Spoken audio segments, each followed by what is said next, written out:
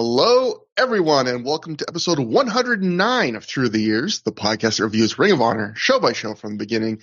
It's me, it's Trevor Dame. The other voice you'll hear, as always, is the co-host, Matt Feuerstein.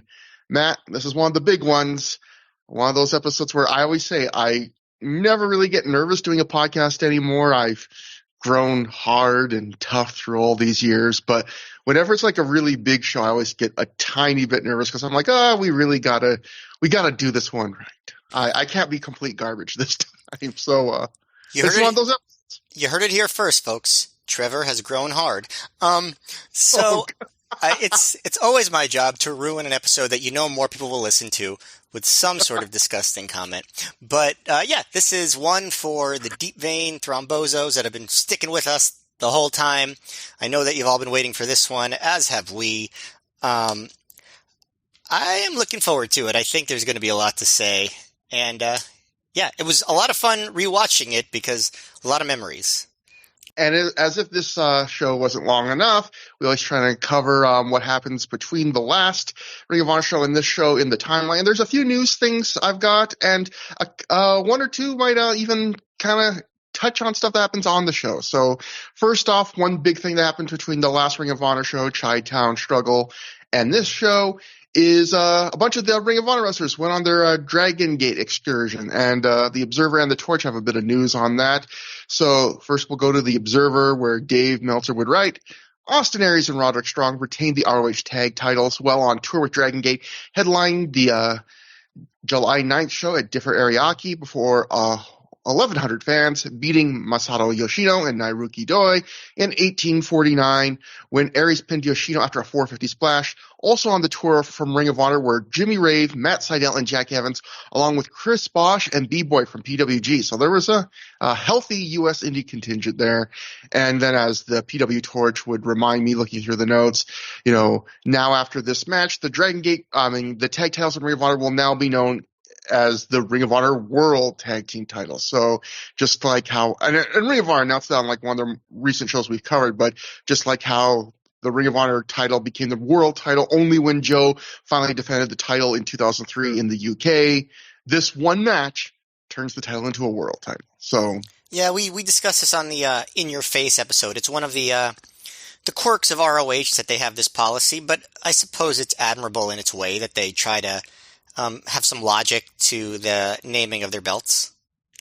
And to show like how certain guys were getting pushed, the Observer would also write that Roderick Strong and Matt Sydal won a four-way match at the July 12th show at Korakuen Hall in Tokyo for Dragon Gate, winning the Jam Cup, which is also something you need as a side dish for any plate of waffles. On the current tour with Ring of Honor and PWG talent, the other teams were Don Fuji and Shima, Jimmy Rave and Masato Yoshino, and Dragon Kid and Ryo Saito. Sydal pinned Shima, who is Dragon Gate's biggest star, to win the final elimination using a shooting star press. So you could tell, Matt Sydal would be a guy that's probably Dragon Gate would love, just like incredible natural flyer, easy on the eyes. Missed opportunity when they came back that that they didn't use the Jam Cup as an object that they use against their opponents in matches. Just throw a bunch of jam on them in the middle of the match, make them all sticky, maybe even get some bees on them, which is a callback to a very old episode. Throw jam on them, unleash the bees. This is if you remember when CM Punk was doused in Pepsi on his final night in Ring of Honor. I was also very concerned about bees at that point. A real Wicker Man moment for professional wrestling. But so then we'll go to the PW Torch for this little story, which kind of makes Austin Aries, run this year more impressive because he's been, I would say Austin Aries, the same level of quality, although he's been, less solo featuring, but still really good in the tag team with Roderick Strong. And the Torch would write, Ring of Honor announced that Austin Aries recently found out that he has wrestled on a torn ACL for roughly a year. Aries will need surgery at some point, but will continue to wrestle for now.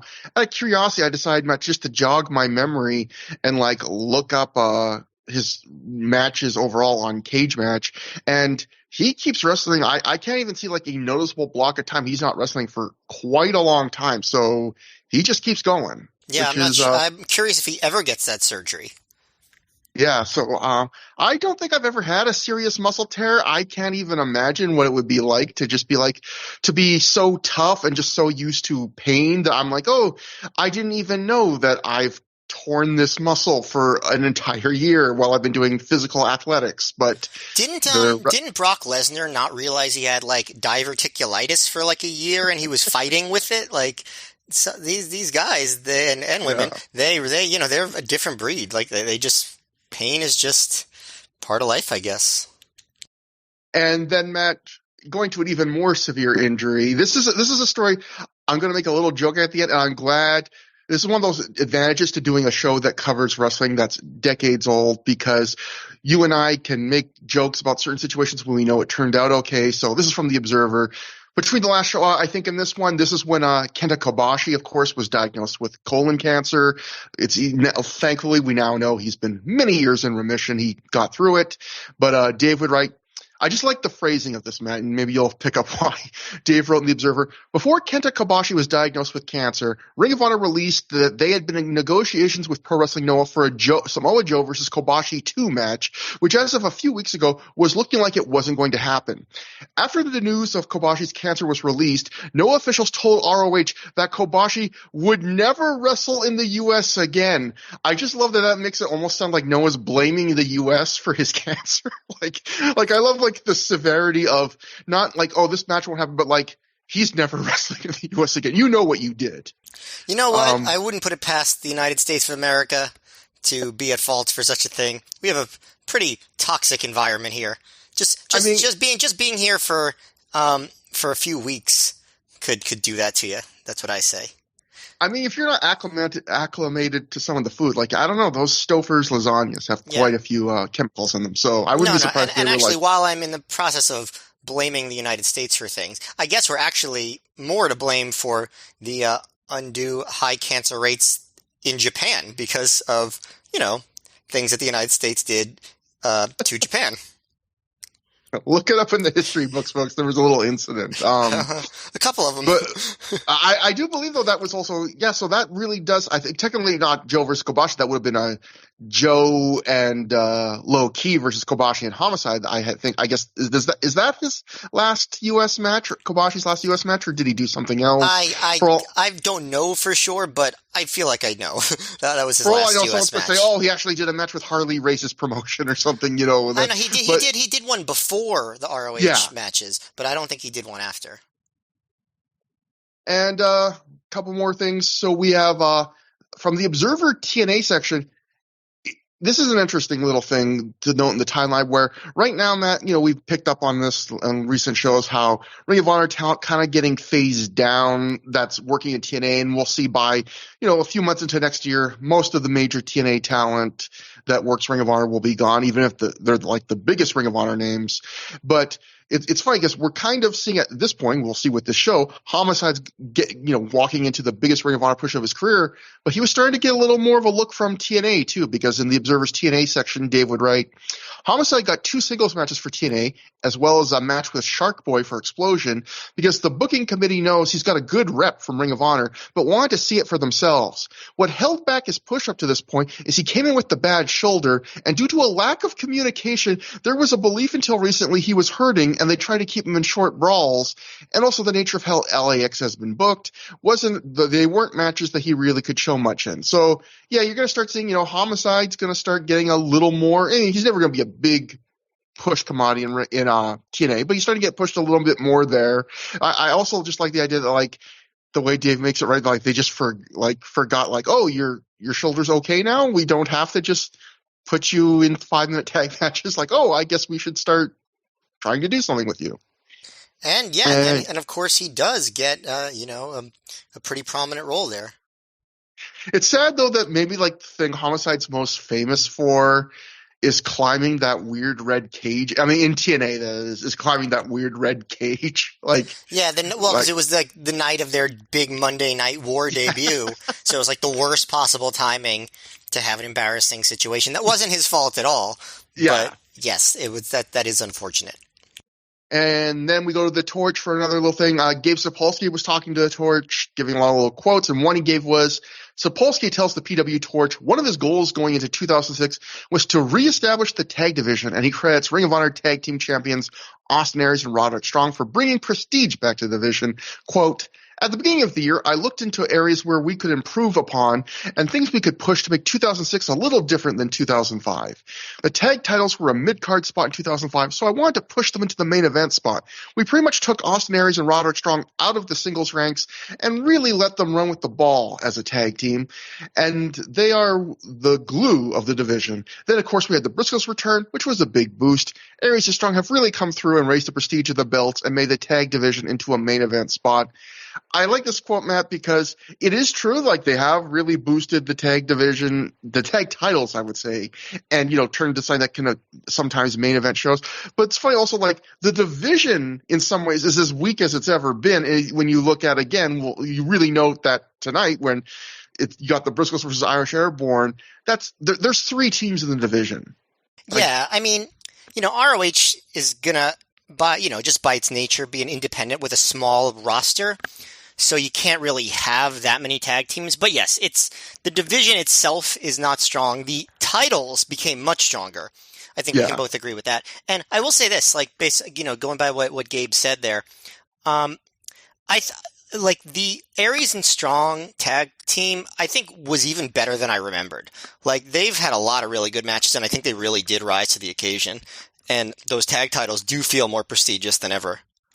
Yeah, and I think it was a very smart move at that point in their careers when they'd, already done a fair bit in singles, particularly for Aries, to kind of, it was kind of a good place to put them where you can still push them, but you can kind of get them a bit of a break from the singles thing, although Roderick Strong still got his big third singles Danielson match during this whole time. Well, it's interesting because, like, Strong was at a point where I think a lot of people in 2005 were like, oh, he's probably going to be a world champion soon.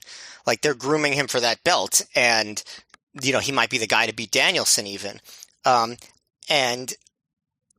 so in some ways it was a demotion from that spot, but in other ways, if they weren't going to go with Strong as a world champion anytime soon, this was a great place for him to be because it really kept him prominent, put him in main matches, and really let him get to show his stuff. Yeah, and with Aries, it was kind of like a completely different situation where he was the kind of the guy of, oh, we've kind of done a lot with this guy already. We've pushed him all the way from the undercard to the main event. He had his world title reign, and what do we do now? That still kind of puts him in a spot he deserves, but, we've kind of exhausted a fair bit of things with him, put him in the tag division. So, Matt, our last story, and this will play into something that I've saved for near the end of the show, but PW Torch wrote, and I just love this because it's just such a sign of the times that we were in this era. ROH now has a MySpace page at www.myspace.com/Ring of Honor. And Matt, for this show, I've been a little disappointed lately because I like, getting the news bits and little factoids, and I like finding things that maybe other people wouldn't find or just, aren't as obvious as just going through the newsletters. But lately I haven't been able to find them. I found something that we'll read near the end that really puts a nice bow on this entire CZW storyline. And I found it in all places. Someone had saved a 2008 Gabe Sapolsky MySpace blog. And anything like that. You're unbelievable, Trevor. Anything like that is just gold to me. I found it last night. And so, as always, I want to remind people, I haven't said this for a while. If you have any little tidbits for an upcoming episode, personal stories, little things you think that might slip through the cracks, through the years at gmail.com, our email, THROH for through, of course. If you want us to, we'll credit you.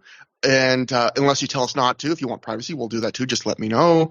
Anything you guys send to us is gold. I can never guarantee that we'll necessarily use it. We usually do, but sometimes it's more just fun for us to read. It's like, that might not be perfect for the show, but anything like this, no one sent this to me, but if you found something like this on your own, we love if you send it to us. But anyway, that brings us to Death Before Dishonor IV. It took place July 15th, 2006 at the Philadelphia National Guard Armory in front of a report crowd of nearly 1,100 fans, according to The Observer. Dave usually just gives a straight number. This was one of the rare times he wrote nearly, which okay. But anyway, nearly between probably 1,000 and 1,100 fans. The last time they were in Philly at the Armory, I think they did a flat 1,000. So Yeah. probably roughly the same. So here's something that I will definitely say about this. I was at both of those shows, and I remember vividly hearing those two numbers and being like, there is no way there was only 100 more people here than there was at the 100th show. At the 100th show, they opened both sets of bleachers, but the CZW bleachers were like only slightly open, and they were not full even in that case. At Death Before Dishonor, they had both bleachers fully open and both sides were packed. It looked like, to me, it looked like there were a few hundred more people. Like, obviously I didn't count, so like, I can't say for sure, but the only explanation that I could think of there is that they overestimated the amount of people for the 100th show, because I can't imagine that they're giving Dave like a lowball number for Death Before Dishonor, right? Like, that doesn't make any sense. But it'd be funny if, oh, sorry, go on. No, it was just really weird to me because it was so inconsistent with what I saw with my own eyes as far as the difference in the amount of people there that I was extremely confused. I guess I was just questioning my own perceptions. I was like, how could that only be 100 people? But I don't know. It's weird. And it's good to know, too, that this is just like the Hunter show, like you kind of brought up there. We had this separate CZW and Ring of Honor fan bleacher, so you have this kind of divided crowd, this really cool thing. It's the last time we kind of really get that atmosphere. And it sucks that more wrestling companies haven't found like ways to make that happen, because it is such a great idea. But yeah, I mean, it's really hard to to contrive that sort of thing. Like, this was something that was available to them in a somewhat organic way. They were able to take advantage of maybe some real feelings among different fan bases, and probably some like exaggerated ones. Like, I think probably most of the fans of CZW didn't hate ROH, but I'm sure some did, and so you could exploit that a little bit. One other note about this, I was looking into this and I'm not 100% sure. So if someone could tell me if I'm wrong, but I am pretty sure that in this Gabe Sapolsky era of ROH, this might be the last, or at least the last for a really long time, non-double shot weekend. Yeah, they turned into a real big, I mean, they were already starting this before this, but you were still getting occasionally, but this was one of the years I think they probably ran the most shows, and obviously a big way you can increase the number of shows and save on like plane ticket costs and stuff is get 2 shows for the price of one. I mean, there's a reason why, like, sometimes when PWG's most loaded cards where they would fly in like the most talent in their heyday would be like All-Star Weekend or Ebola, which would be like 2 or 3 nights, was because you can justify a plane ticket more if you're getting 2 or 3 shows instead of 1 out of a guy. So yeah, we're going heavy on the double shots from now on. Yeah, and I think it might even be exclusively that. Like, this June had 2 non-double shots, and then this one in July, and then I think that's definitely it for 2006. And I'm trying to think if there are any in 2007, and I can't think of any. So I think this might be it. And so we opened the DVD with Adam Pearce backstage, and our first of every member except the mysterious 5th member, which we'll get to later, of Team ROH is going to get a backstage promo to kind of set up the main event. So we open with Adam Pearce.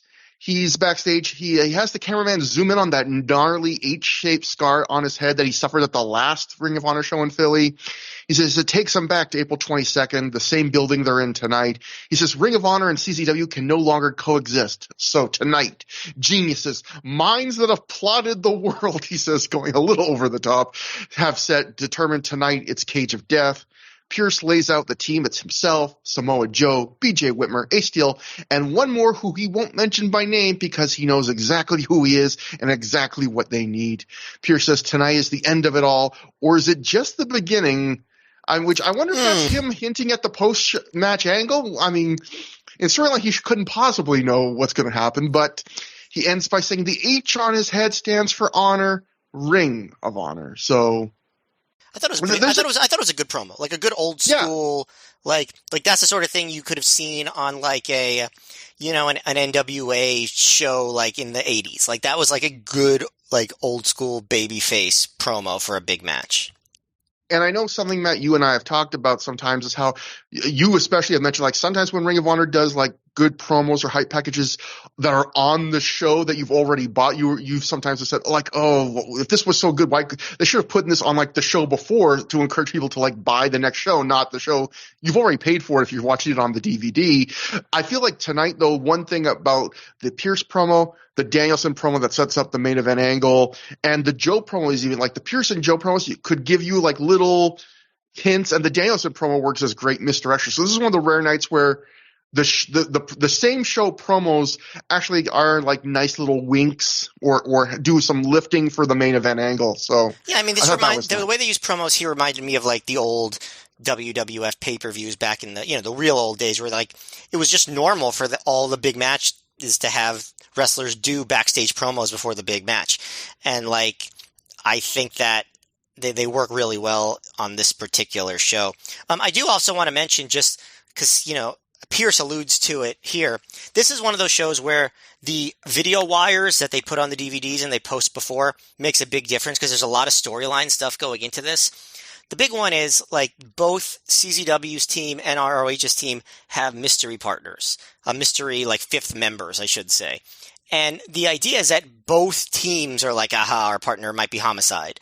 And, with ROH, they clearly want you to think it's Homicide, but also want you to think maybe not, because Homicide kept getting, teasing that he was going to join ROH, but then he would get deterred from that because something would happen, whether it was the finish against Danielson at Destiny or the count out with, against Nigel at Chi-Town Struggle, and he kept walking out.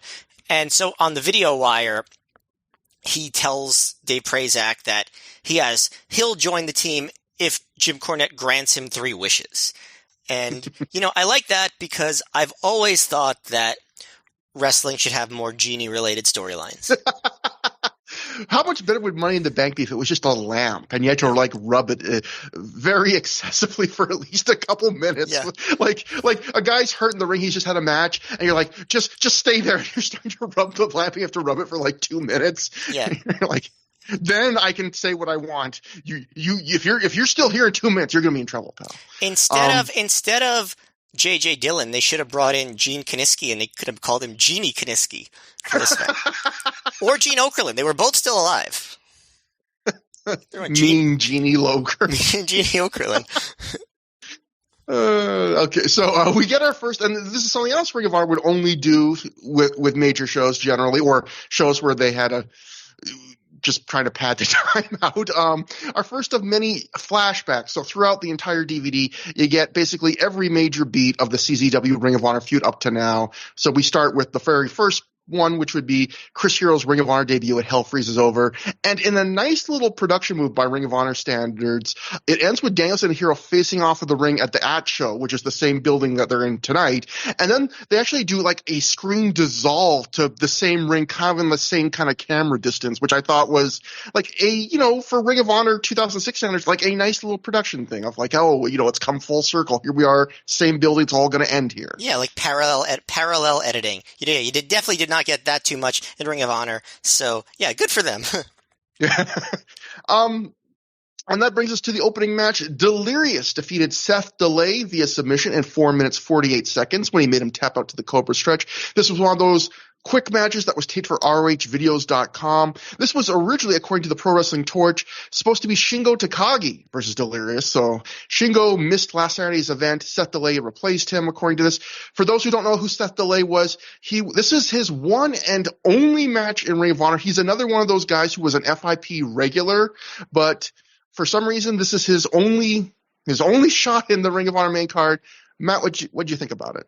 And he's another FIP guy that, like, I feel like he couldn't have done more than what they asked of him here. Like, I had that exactly in my notes. Yeah. Like, I don't know how much more he could have done in 5 minutes. Yeah, they had a short match. Everything that he did was good, like, for what it was. Obviously, it was going to be a Delirious squash, but the crowd was hot. It was entertaining. Delay does some cool stuff. Flip dive from the crowd. He does this really awesome like leapfrog into a surprise sunset flip that caught me off guard.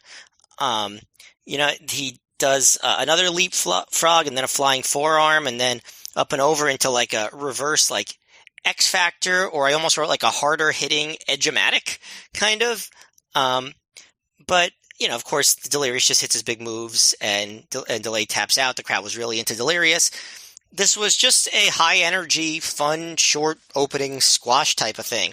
I really they didn't get a chance to do much, but everything they did was good and it was fun. So yeah, I mean, I feel like if no, I don't see how anyone could have watched this match and be like, Delay he just wasn't bringing it here. He did everything he could have in the time that he was given. Yeah, it was an enjoyable 5-minute match. It is still very much one of your standard Ring of Honor new guy gets his first booking, gets like a 5-minute or less match. So there's only so much you can do in that. But like you alluded to, and like I said, like I don't know how he could have done anything more than that. He showed off a lot of good athleticism.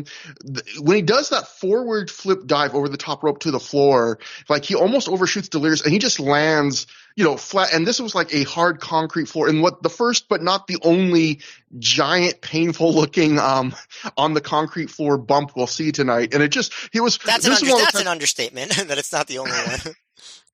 This is one of those times where a guy is writhing in pain, and I'm not really necessarily sure it's completely selling. Like it just looked like it completely sucked for him.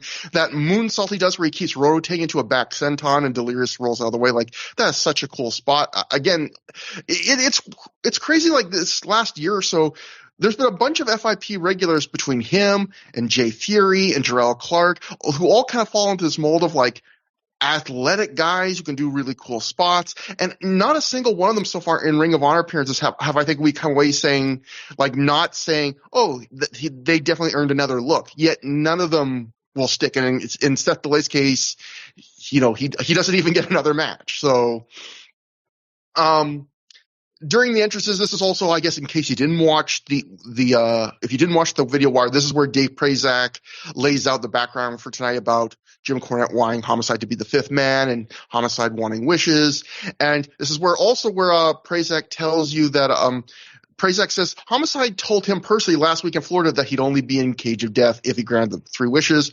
And then this is where Prazak says that J.J. Dillon has been brought in by Ring of Honor tonight as a coach for the team due to his wealth of experience with War Games matches during his career, which will lead into a cute little moment later and a big serious angle later. But and a quote from Dave Meltzer that has always annoyed me to this day about J.J. Dillon's involvement in that match, but we'll get to that later. Okay, I think I kind of I know what you're hinting at. I can't wait for you to be frustrated with this. So, and also, for anyone watching this match, after the match, note, Delirious hugs someone in the front row who has decided to dress up like full-on Delirious stuff. So, maybe it's that Hulk Hogan guy that's always in the crowds, and maybe he just decided when he goes to ROH he'd be Delirious. Maybe it's CM Punk. This wasn't CM Punk's final IWA Mid-South match like a 60-minute match with Delirious where he ended up dressing like Delirious for a moment. Matt Sydal ended up dressing like Delirious for a moment. Daisy Hayes, like everyone dressed like Delirious. So maybe CM Punk famously occasionally liked to see a Ring of Honor show after he left. Maybe he's like, you know what? I want a front row seat. And you know how I can do that? Just put on the mask. But I guess you never know. CM Punk may now also still need to dress up and hide if he wants to see a Ring of Honor show in 2023, but depending on who's working there. But next, we go backstage for a BJ Whitmer promo. He says sometimes at night he can still feel staples going to his back. He can still feel a barbed wire crown being shoved onto his head. He can still feel going through table after table. But he says every time he feels this pain, it just makes him more and more pissed off. Whitmer says tonight they destroy CZW, and whatever is left of Necro Butcher, he'll take care of in Dayton, which of course alludes to the fact that, in kind of a neat little thing, tonight is for all intents and purposes the blow-off of the CZW feud, but they had pre-booked kind of an epilogue. So the next show is Necro Butcher versus BJ Whitmer in the second ever for Ring of Honor no ropes barbed wire match. So we will, even though I always say this is the end of the feud, technically there is one more match that happens after this. Right. It's almost like Whitmer getting his settling the personal score with Necro Butcher. That's sort of how they build that one. Our next CZW feud flashback is Chris Hero and Necro Butcher jumping the ring at Tag Wars 2006, and Jim Cornette cutting an angry promo with a bloody mouth with missing teeth, which of course that will play heavily into the final segment of tonight's show. Before the next match, Prince Nana's on the mic in the ring, and he calls Philadelphia the trashiest city he's ever been to. I find this promo weird, like, to start, because it's like he's just noticing things about Philadelphia now. He's been going there. The Ring of Honor's been running there for 4+ years at this point. He's like, this Philadelphia place is trashy.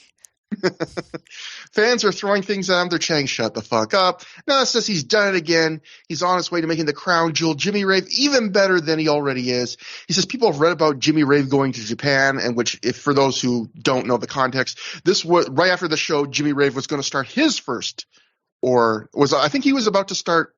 I guess he was on the last Dragon Gate tour. He was about to go on another tour of Dragon Gate, I think, or maybe he had just been on the. I forget, but He was about to go on a tour of Dragon Gate, is what you're trying to tell us. Yes, he was on his own. He was getting on the Dragon Gate train, and he says now he's hired a man who will make Jimmy even further in the wrestling business. So yeah, this was another story that was hyped going tonight. We had another mystery man story, which was that Nana had procured another new member of the embassy, especially with Alex Shelley basically done with the company at this point. So there was also another moment in this promo that I loved, which was someone's in the crowd, like, taunting him, and he goes, "Shut the heck up, you fat idiot." Because I'm just like, how often do you hear heck in a wrestling promo in the 21st century? Like, I found that charming that he used the word heck in that moment. AEW needs to move away from the shit and bring back the heck. Yeah, get the heck in instead of get the F out. Yeah, get the heck in. Let's do it. That'd be like a slogan for our show. That's the kind of goofiness out comes Daisy Hayes. She's trailed by someone wearing what looks like a giant tablecloth completely covering them. Completely comical. This is not meant to be serious. But it also is meant to at least a little bit parallel Jimmy Rave's debut as the Crown Jewel 2 years earlier. Yeah. In fact, Daisy Hayes has to help guide this person to the ring because there's no eye holes for them. Nana, eventually, when the person gets to the ring, pulls off the sheet to reveal it's Sal Renaro, which gets some boos that seem to be kind of this isn't that great of a revelation style boos, which I think is also kind of the point of the angle. Yeah, I have mixed feelings about this. Because, like, the last time we saw Sal, he was part of a team that had been the tag team champions. And they've decided, like, oh, actually, this guy is like a goof and a jobber. And I feel like he never shook that after this. Yeah, and actually, we should talk about this now. I put this in notes for later, but this is a great time to talk about. So this is from The Observer. This is the mindset of doing it this way. Dave would write, Sal Renaro returned as the new partner of Jimmy Rave as they beat Colt Cabana and Jay Lethal with a super kick and spear combination on Cabana. The deal with the team will be a remake of the Raven Stevie Richards storyline from ECW, where Rave is clearly the star and Renaro is well beneath him. But by teaming with him, eventually the idea is to make Renaro a star. So, spoiler, it doesn't make Renaro a star. No, in fact, as soon as Rave moves away from the embassy later in 2006, Renaro is basically gone from ROH. Like, he comes back in 2008 as part of the FIP unit, young, rich, and ready to something, right? I forget what it stood for. But, like, he's really, like, never a player in ROH ever again. Yeah, and it's one of those things where, just going back to the my notes here. Let me just see if I can hear. Nana immediately scolds Sal Renaro, tells him to get back on the floor as he introduces Jimmy Rave, and that's because Sal ends up being the new footstool for Jimmy Rave. The fans do their usual toilet paper throwing, and when Cabana and Lethal make their entrance, they too throw toilet paper at the embassy. And when it's time for handshakes, Colt puts his hand down his own pants before he goes to shake Rave's hand. And then Sal, in a moment I thought was genuinely funny, like jumps in front of Rave. It's like, no, you can't shake his hand yet. And then he shakes Colt's hand, wipes off the hand, and wipes, all the, presumably the crotch funk off. And then he tells Rave, okay, now you can shake his hand. So, Sal really taking a bullet for Jimmy here. You think that was ad-lib? Because that was very funny. Yeah, probably. I mean, Sal's I think Sal, from watching him enough, he has pretty good comedic instincts for stuff like this. Like, that's the thing. He is good in this kind of role. But yeah, like going to you, I was just looking at my notes. Like in the match, this whole match, they're very clearly trying to sell the storyline that Dave's writing about in The Observer, where, Rave refuses to even tag in at one point. Later, he slaps Sal in the face. And Prazak on commentary even at one point says, like, Sal's not on Rave's level. And I had the exact thought of you, Matt, where I was like, this all would make sense. This kind of storyline of like the abused lackey is generally gold in wrestling, but it is weird because in kayfabe, as you point out, Sal Rinauro is the former tag team champion. Jimmy Rave's never held a title. And when he was champion with, Mama Luke, they did not. They treated it as like kind of like a team that shocked the world, but they did not treat the team as like a fluke team that was getting lucky or wasn't good at wrestling. No, he wasn't. He wasn't portrayed as Mikey Whipwreck. Yeah. So this is like a complete regression of. Yeah, he's like completely lucky to be there. He's a lackey. He's not on Rave's level. And that brings us to the match. The embassy of Jimmy Rave and Sal Rinauro with Prince Nana and Daisy Hayes defeated Colt Cabana and Jay Lethal in 11 minutes, 38 seconds when Rave pinned Cabana after hitting a spear. So yeah, we've already talked about a bunch of the story of the match. I would say this match, though, just as a tag match, is outright good. I enjoyed this a fair bit. I think it brings some of Rave's healing into the match, but unlike some of Rave's other matches, it doesn't really sacrifice much in terms of pace and action. Like, you kind of get the best of both worlds here. The final couple minutes, I would say, in fact, is a really exciting kind of classic Ring of Honor final 2 minutes where everyone's in, hitting stuff, big near falls. And the start of the match is a little weird, I would say, though, in the sense that usually, heels get heat, but instead here fairly early on, the faces are just dominating Sal. But again, I guess that's they really want you to know the story that Sal Rinauro at this point is just not on the level of most people in the company.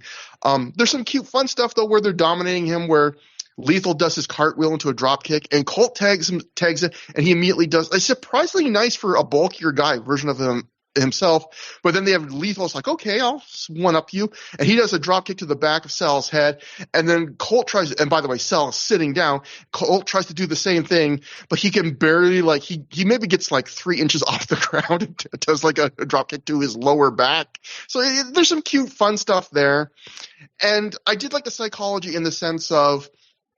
It's one of those matches where whenever the heels are in control, it's always for usually a reason. Like when Sal's in control, it's usually because Rave is interfered as the illegal man. So yeah, I thought this was a good, fun undercard match. You get a bit of lighthearted fun from the baby faces. You get some nice heel dynamics from Rave and his new whipping boy, and then you get some fun like modern indie stretch like boom boom boom wrestling, boom boom Colt Cabana wrestling at the end. So I thought it was a nice little sampler.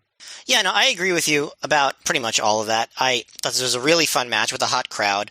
Yeah, it was interesting because they do treat Rinauro like a total geek in the first half of this match.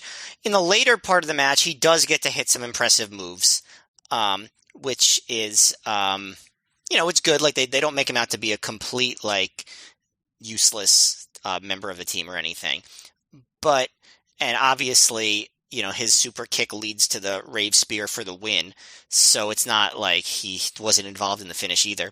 I also thought that Lethal looked really good here. He's, back full babyface, exciting Jay Lethal mode after that early part of the year where he was sort of, in my opinion, kind of a dull heel. And he really, rises to the occasion. His flip kick on Rinauro was so cool. Like, you don't see that. You didn't see that too often from Lethal in ROH. I guess maybe he was kind of adding it back into his repertoire, but it just looked so good here.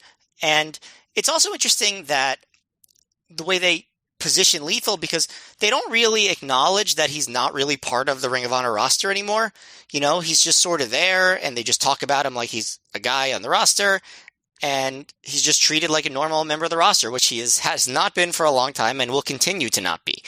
I think he does come back again for the Jersey show the following month, but he's still not a member of the ROH roster. But he was great here, so I thought this was a really fun match. And honestly, I'm not saying it's worth going out of your way to see, but if this match comes up on a rewatch, don't skip it. It's a lot. It's a really fun undercard match. Yeah, the Jay Lethal thing, it's funny 'cause it's almost like he's kind of just like, I wonder if they even knew that they were like, because with a lot of these TNA guys, they were really phasing them out and then doing clean breaks. But Lethal, it almost feels like they're kind of, if you're around, if you're available, like you're a good utility guy, maybe they weren't even sure at this point how to talk about it, because they were like, well, depending on how your schedule looks out, maybe we'll book you once in a while. But yeah, eventually that's going to quickly come to an end. But at this point, he was in this weird middle ground where it's like once in a while you can have a little bit of Jay Lethal as a treat. And That's exactly what it was, though. yeah, Every once in a while, we got a little bit of Jay Lethal as a treat. And one move I want to point out too is Sal Renaro in this match does a really nice top rope bulldog on Lethal, and I will just say not enough top rope bulldog in matches. When I watch it these days, like when I was watching this match, I was like, man, that's a really cool move that people used to do a lot. Used to see that in bulldogs more in wrestling than you do today. Well, I mean, I think a big. I mean, I don't know. Like, I haven't analyzed the timeline, but there was that big Buff Bagwell injury off of the top rope bulldog. Maybe that's what deterred people from using that move. Yeah. That you know what? Oh, I forgot about that. But what's a little broken neck? Come on, guys, bring it back. Trevor. Next, we get a flashback of Samoa Joe. Should I edit that out? No, we're good. Honestly, safety is paramount. I completely forgot about that. That is a good callback. That is honestly probably. You could probably do a very interesting column or podcast just about tracking the history of major moves, injuries that probably changed the course of did wrestlers decide, oh, we got to stop doing that? Because there are certain things I was still surprised to see the Famouser after that enhancement talent. I feels bad calling a guy a job, or even that's what they were when you're talking about a guy who broke his neck. Chad Austin was the guy's name. Yeah, who famously won the big lawsuit back when it was not called the Famouser, when it was called the Rocker Dropper. I also the Rocker Dropper, there was a little bit of a difference, right?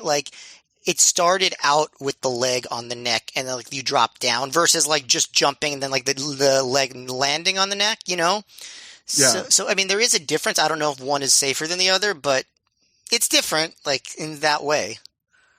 But you could probably, really put something interesting together. Just even talk to wrestlers, if you do a move and you see someone else get seriously injured doing that move, does that change your mind about doing it going forward? That stuff is interesting. Well, so, I mean, you don't really see that type of tombstone with the legs sitting out, like the one that Owen Hart gave Steve Austin. Yeah, I mean, it's not like that move was so common before that, but you really don't see that very much at all. Yeah, I don't know, but you also always hear wrestlers say a hip toss could break your neck, so yeah, it's, I mean, freak accidents are a thing. I mean, what about the Liger bomb? People still do that, but probably not as much as they did in the 90s, right? So I don't know. For those who don't know what Matt's talking about, on Draws, famously, D'Lo Brown was slipped doing it. I don't know if was it a fan threw a drink in the ring, or it was just a random slip. Either way, Draws, lost motion in his lower extremity in his body because of serious injury on that. So yeah, a lot of moves like that unfortunately when they go wrong, they go wrong. But next, we get a flashback of Samoa Joe and Chris Hero brawling at the 4th anniversary show, followed by a flashback of CZW ruling the ring at the end of the Arena Warfare show. That brings us to our third match. That's the Ring of Honor Pure title match. Nigel McGuinness successfully defends the title when he defeats Roderick Strong by countout in 15 minutes, 45 seconds. Before the match, Nigel admonishes those in the crowd booing Todd Sinclair's Pure Rules explanation, saying he does the exact same verbiage he just did on a recent backstage promo. So he must just be in love with this, because he goes, "This isn't Dungeons and Dragons or Star Trek: The Next Generation, but you fans are going to see a good pro wrestling match." And then Roderick just chops Nigel in the chest out of nowhere. Very mean, very kind of prickish. And then Matt, so what do you think about this match? I will just say, to start off with, I can't remember too many matches where the crowd, and granted, it's mostly the CZW heckling contingent, goes from chanting, "This is awful," to losing their minds in a matter of minutes. Yeah, I mean, this is my biggest memory from this match live. It was even stronger live. The CZW side was just determined to ruin this match. And it was so impressive how these guys were like just made them forget that they were supposed to be CZW fans and were just like wrestling fans and like, oh, these guys are rule. Because this match, I love this match. I've always had a really soft spot for this match. Mainly, I think, because of that memory of them turning the crowd. And again, half the crowd was already on their side. But so that's, but there was a portion of the crowd that really, really, really wanted to heckle it. And they just couldn't bring themselves to do it for very long because the match was so good. This was not one of those matches where they like build up to Roderick Strong hitting his first backbreaker and his first chop. Strong is hitting, hot and heavy, like you said, he attacks him during his promo. Strong does. He chops him very early, gets a rope break very early with the strong hold. Nigel goes after the arm. I guess, if you wanted to, you could maybe say like the psychology of Nigel working the arm kind of is dropped by the latter part of the match. But this match was just so exciting. They just go at such a hot pace for the entire time. Nigel uses his rope breaks, all of them pretty quickly with the stronghold. And, Nigel takes over after that by just poking Strong in the eyes. And he, at another point, Nigel does a clever thing where since his rope breaks are gone, he escapes another stronghold by just crawling all the way to the floor. And that, and then he does Strong hits a back suplex on the apron, which I don't know if you know this, Trevor, but that's the hardest part of the ring. I wrote in my notes, like, this was back, like, it's crazy to watch back, like, this was back when doing that was still, like, a huge, like, the crowd just, that's one of the things that I think really changes, wins everybody over. It's like, holy shit. Where nowadays you just be like, yeah, we see that, like, fairly often. Yeah, the crowd lost it at that one. And, that you got an ROH chant, like, right in the middle of the match, which you don't usually get that early in a match. So just, the crowd was just so all in on this match. They're still fighting on the outside. Strong hits like a wildly loud chop. And at that point, Sinclair counts as Nigel asks him to chop him more and calls him a pussy, almost like he's like intentionally running out the count. And then you could tell that is what he was doing because Nigel throws Strong into the crowd and runs back into the ring. And the crowd encourages Strong to get back. And the crowd erupts when Strong gets back in at 18. They have tried to do that, like big pop for a count out, almost near miss a lot of times. I don't know that it's ever worked as well as it has here. The crowd went nuts when Strong got back in the ring. And the funny part is, he didn't even milk it to like 19 this time. He like ran back in at like 17, 18 and the crowd went insane. So like that just tells you how deeply into this match they were. And they just keep going with like, Nigel does the headstand, catches Strong, but then the second time Nigel does the headstand, Strong hits the big sick kick and the double knees, and Nigel's nose is busted open, so you could tell that one of those kicks that Strong hits definitely landed flush on Nigel's nose. They fight over the rebound lariat, and eventually Nigel hits that for a big near fall, and then they end up on the floor, and they kind of do what they did with Homicide, where Nigel is trying to hold him out of the ring with the front face lock and Strong fights his way back. This time I think it worked better just because the crowd was so engaged in the match. Basically, Nigel holds on in the front face lock and then DDTs him on the floor and gets back in the ring as the ref counts to 14. And at that point, Prazak yells, "What does that have to do with pure wrestling?" And I was just thinking, like, of all the things to be outraged by, a DDT on the floor is the thing that you're suddenly like, this is a bridge too far. But a Strong almost makes it in at 19, but Nigel pulls him away and runs into the ring and wins by count out at 20. I had forgotten that. I thought it was just going to be a double count out. But the fact that Nigel gets back in, I think, makes it even more enjoyable. I thought, like, as far as count out finishes goes, that's one of the better ones I've ever seen. It got over really well. And yeah, this is just, I wouldn't call this match a sprint because it's not that short, but it kind of is a sprint. Like, it's just all action, super hot crowd, super stiff strikes. I found this match to be wildly entertaining. Yeah, this is a match where I don't know if it would classify as a hidden gem because when I read like the live reports reviews, everyone that watches this match really enjoys it. But it's a forgotten match, though. Yeah, it's one of those matches that's completely overshadowed by the main event. But I would go so as far as to say, if for some reason you're a person that like picks and chooses matches based on our reviews, or just goes back and you go to this review, you might end up, not to tip my hat, you might be tempted to go, I'm just going to watch the Cage of Death. I would say this match is good enough; it is worth going out of your way to throw this on too. Like, make the extra 15 minutes for this one. Absolutely, definitely 4 stars, maybe even a little above. It's a great match.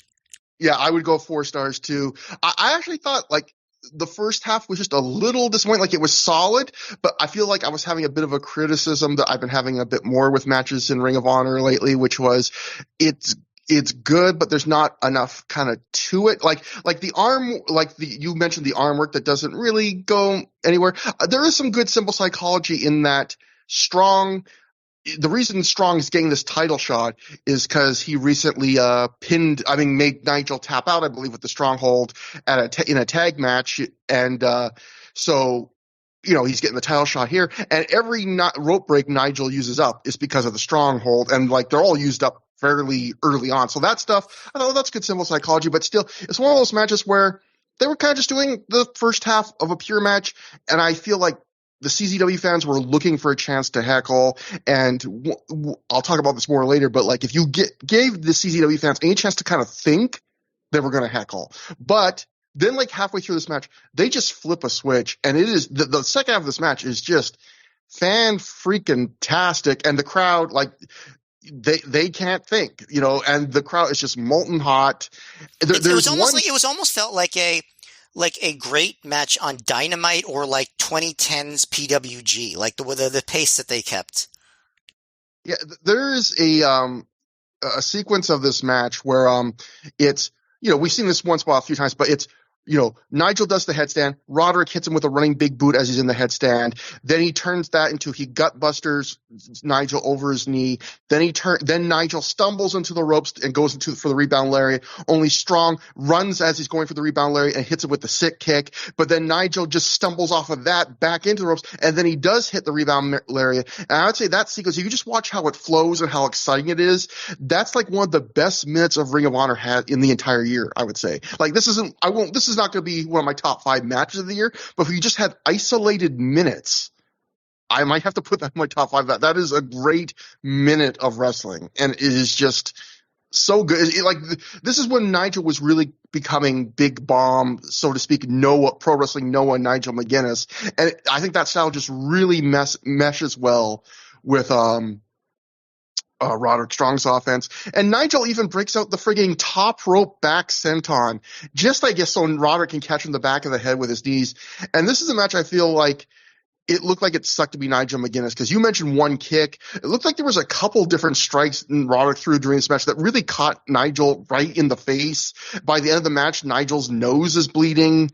And that's another pattern, which is as Nigel kind of shifts into this more big match kind of style with less comedy, more hard-hitting offense, he starts really taking a pounding, which makes me feel guilty.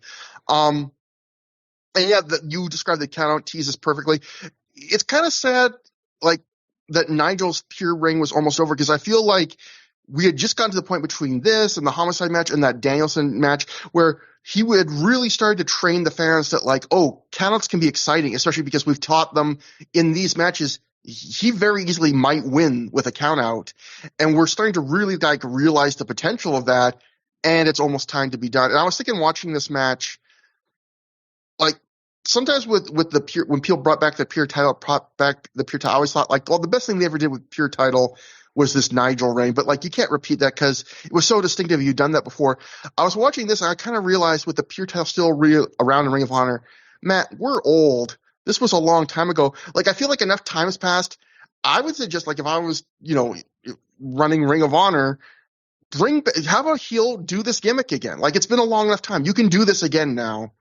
And I think you could really get this over again. Have a heel that does the count teases and manipulates the rules. Like, it's time to. You even have Nigel could even say he's on commentary now. You could even have on commentary, like, I know these tricks. I've seen this before. Yeah, I mean, people are speculating, and I think it's total speculation. I don't have any reason to believe it's true, but Nigel might wrestle again. I definitely heard that speculation. And again, I'm not saying that's true. I don't But I mean, if that were to be the case, what a great way to build up his return would be, like, to have a heel doing all of his old tricks and build to like a match between them. Again, that's total fantasy booking. Yeah. Don't expect that to happen, but just got my mind going a little bit.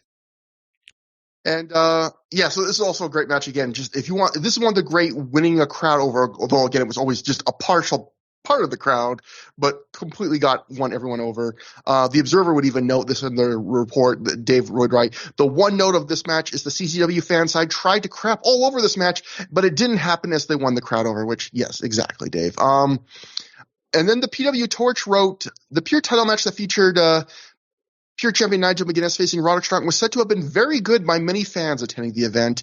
McGuinness won the contest via countout. McGuinness has been drawing rave reviews for his matches recently, in Ring of Honor, especially his April 29th match against Ring of Honor World Champion Bryan Danielson. Sapolsky believes McGuinness has benefited from some changes in his in-ring style. Quote, Nigel has really been working hard and is paying off for him now, he says. He has made some changes in his in-ring style and has been improving all year, and now he's seeing the results, which is some great matches with some hot finishes. This match, by the way, I would say, is, besides the Danielson match, is probably Nigel's best title defense. Maybe, one of the better pure title matches ever, honestly.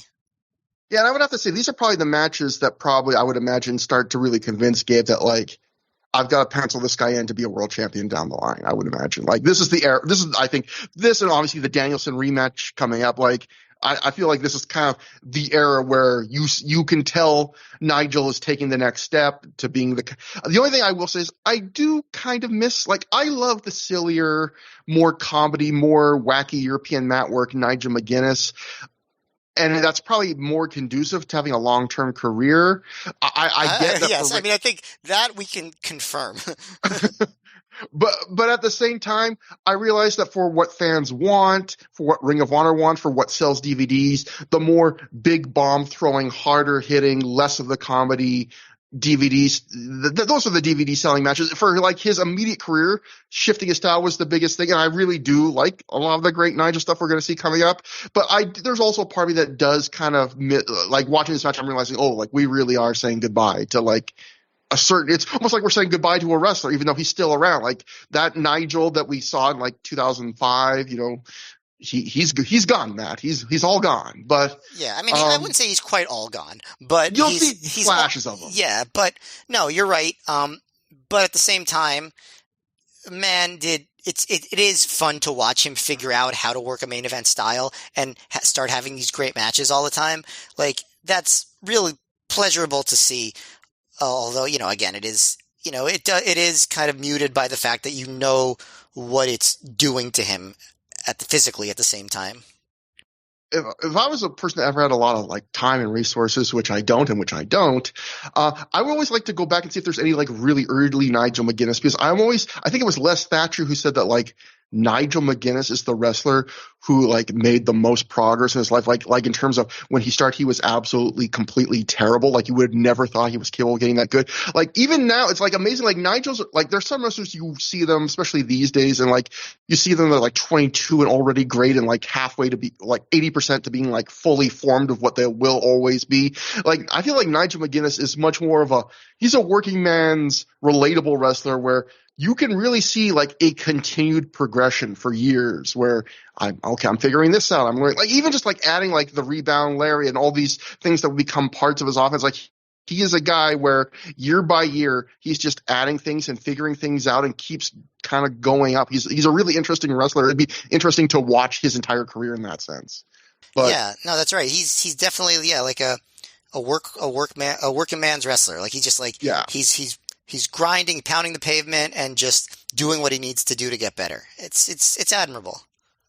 And this is also during commentary. I assume this probably touches on reality, and maybe this plays into that story we talked about near the start about Aries just finding out he's been working on an ACL tear. Prazak on commentary for this match says the reason why Austin Aries isn't on this major show is that he's nursing some injuries from he and Roderick's recent tour of Dragon Gate, which I imagine maybe that is true. He probably came home and was like, that's probably when he found out. He probably was like, I'm hurting. Let me go see the doctor. And the doctor probably told him, well, your ACL's been completely torn away for a while. And Austin Aries, being a wrestler, probably just like, I'll take off a show, and come back.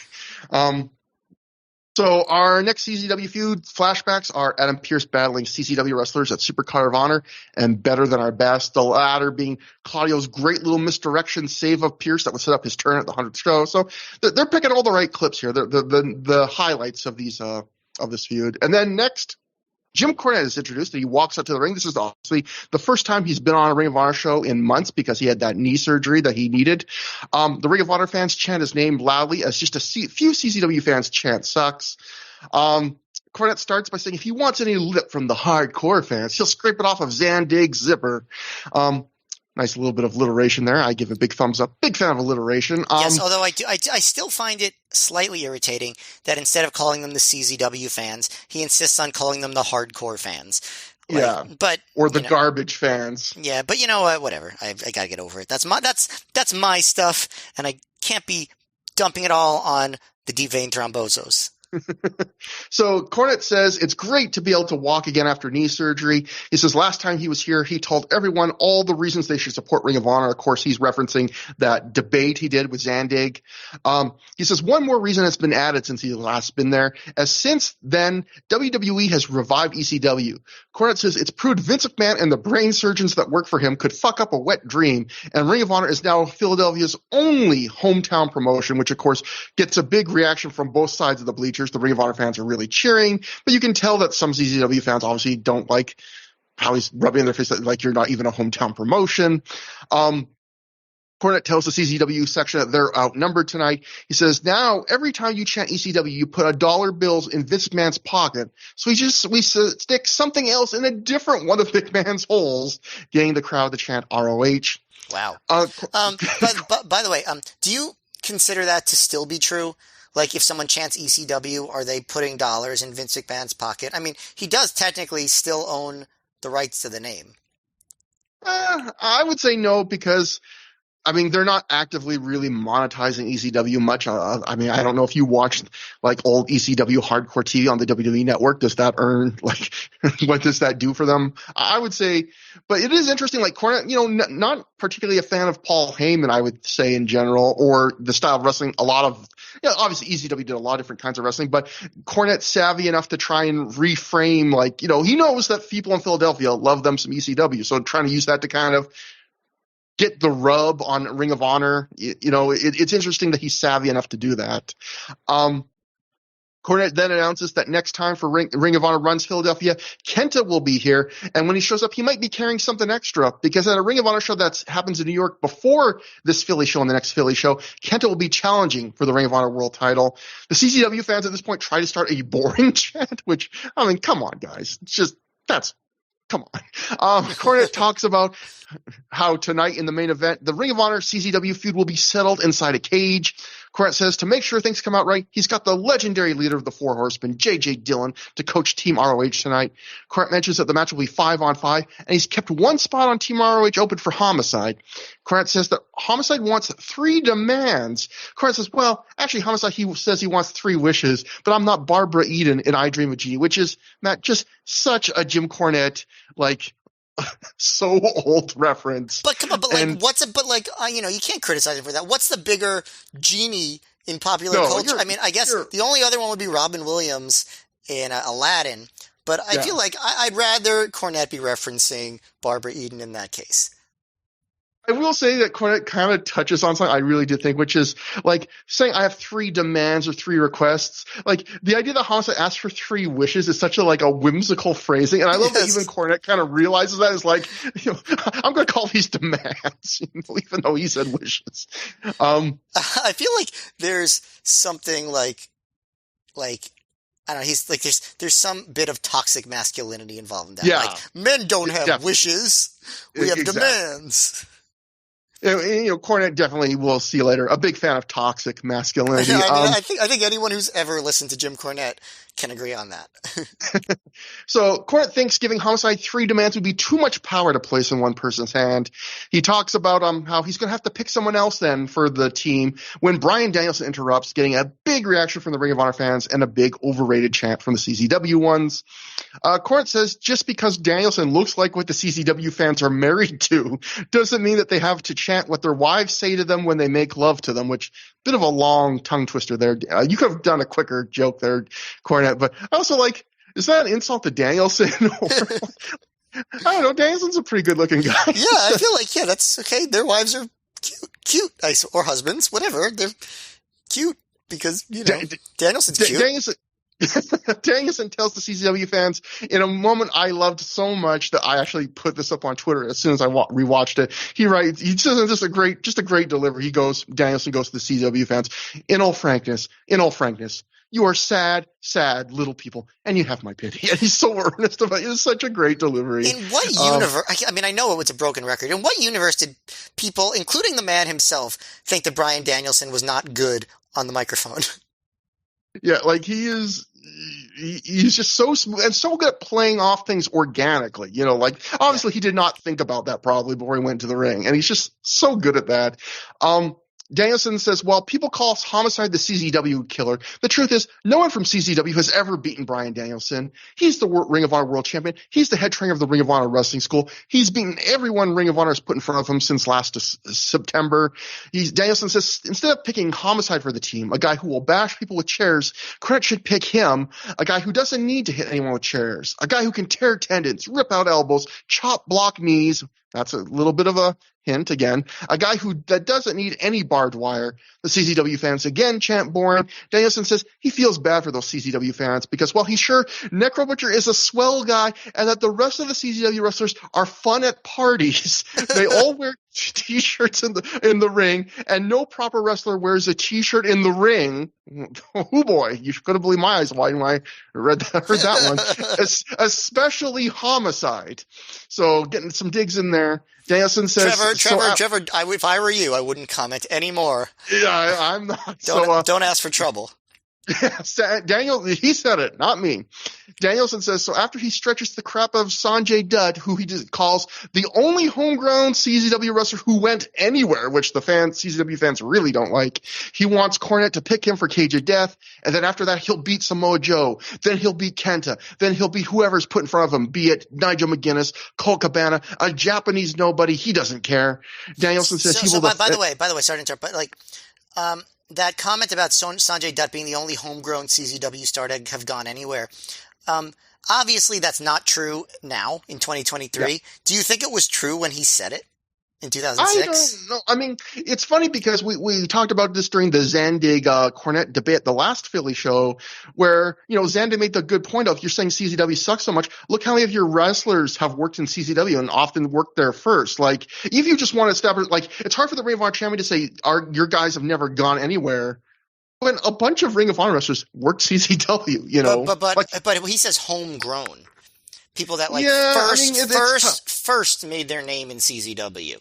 So, like, obviously, none of the people on the CZW team in Cage of Death would fit that description.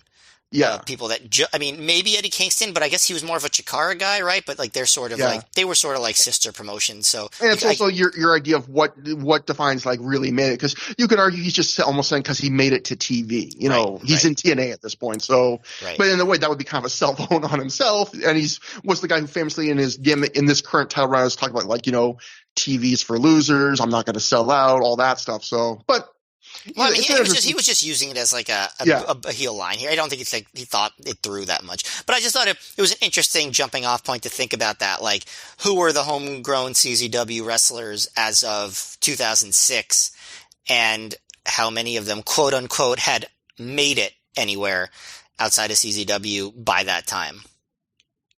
Yeah, that is, I would have to really, if I had known this question was going to come, I would have looked through Cage Match for half an hour to try and answer the question. My memory is Swiss cheese. I didn't watch a ton of CZW, so yeah, I'm sure people who listen to the show will have great answers that they'll be shouting as they listen to the segment. But either way, Danielson says he will defend Ring of Honor like a man. Cornette asks Danielson at this point, do you want any favors for being part of the team?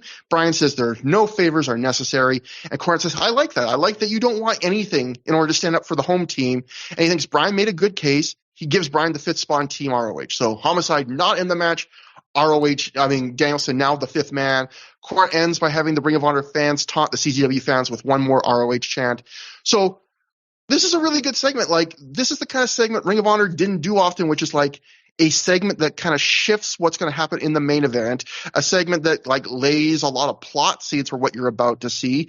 And I think, particularly Danielson did a good job laying out the case and making it seem like a monumental choice and, doing some good misdirection for Homicide coming in. And I will also say this is a segment where maybe this is just my taste at the point I am as a fan of my life, but I love so much more the kind of withering, like, more subtle digs. Like, to me, like, Cornette doing the, CZW fans, let's stick things up Vince McMahon's ass. To me, at the stage I am in my life, Matt, like, Danielson saying, I'm sure the CZW wrestlers are fun at parties in such a condescending tone. To me, that's like 100 times a more cutting, biting, like, put down than, like, any homophobic Jim Cornette, like, joke these days. Like, of course. Of course, like, that's baby shit. Like, I mean, yeah. And not that like wrestling is ever going to be super mature, but like, yeah, of course it's better like than the like. Not just that's not homophobic, but it's just so cutting. It's so much more like he's not going out of his way. He's just like, I'm sure I'm sure Necro Butcher's fun at a party. It's like he's just no. I mean, Cornette, I think is considered a witty promo, but a lot of it is just such like old like stock lines and like just dumb shit that you'd hear kids say on the playground versus like, oh yeah, here's a way to eat away at your soul with deeply cutting remarks that an adult would use to make you mad. No, but seriously, it's like, yeah, I mean, Cornette's shit is corny, like pun intended. So I don't disagree with you at all, but I do agree also that this was a great segment. Like I really have no notes. It's just everyone did their job effectively. The crowd was really into it. I think this whole thing was booked pretty masterfully on this night. Like just everything played into everything. I mean, I think I'm sure that if you ask Gabe, like, what are his proudest nights of booking in his career, I don't know, maybe you'd have to ask Gabe, maybe there's sore feelings about the ROH era, but this has to be one of his crowning achievements, this particular event. We'll get to more of it later, but this was so smartly booked. Matt, we will have a quote from Gabe via MySpace at the end of the night that you are setting it up perfectly. You will touch on this perfectly. And I just want to mention one more thing. You talk about the Cornette stuff, made me think about this. Like, I do not want, like, Jim Cornette's one of the greatest wrestling managers of all time. I've enjoyed a lot of his work. Of course. But I also think what you were saying, like, it really reminded me, like, there are some things I feel like they're not necessarily made for you at every age. Like I would just say, like, Jim Cornette, like, when I watched him when I was 12 or 13, he seemed like the most clever guy in the world. And it's like, I feel like there's some things in life you just, like, those same jokes now seem like the easiest, dunks you could possibly do. But also, I when think you're 12, things are of their time too. It's not just age. Like, he was really amazing in the 80s. He was saying stuff in the 80s that you might not have heard from other people. Even in the 90s to a lesser degree. But by the time you get to the mid 2000s, obviously the stuff he was saying got over. So, but it was also a lot more hacked by then because you'd heard it for 20 years. Yeah. So next we get another flashback. This one from Ring of Honor's 100th show, Claudio Castagnoli betraying ROH in the main event. We get to see yet again that disgusting 8-shaped gash on the top of Adam Pearce's head, which is, again, how crazy is that you're in a feud in Ring of Honor and you get a literal, like, the weirdest 8-shaped scar during a Ring of Honor feud. They showed it a few times. They should have got even more mileage out of that. That's a pretty crazy thing to have, but should have painted it in red. Not since what was that wrestler, like Iceberg, put the thumbtacks in the shape of an R or like an ROH on his forehead. Yeah. This was unintentional and you got that effect. But that brings us to the Briscoes of J and Mark Briscoe defeating Irish Airborne of Dave Christ and Jake Christ in 15 minutes, 9 seconds when Jay Briscoe pinned Dave Christ after Mark hit Dave with the cutthroat driver. So this match was a huge opportunity for the Irish Airborne early, even at this early stage of their careers. I would say even by this point, the Briscoes were still young. They were already one of the absolute best tag teams on the indies, and probably other than Aries or Strong, like Aries and Strong, and maybe even above Aries and Strong, the best team these guys working the U.S. Indies at this point in their careers could have the chance to work. And they get a good amount of time. 50 minutes is plenty of time to have a good match.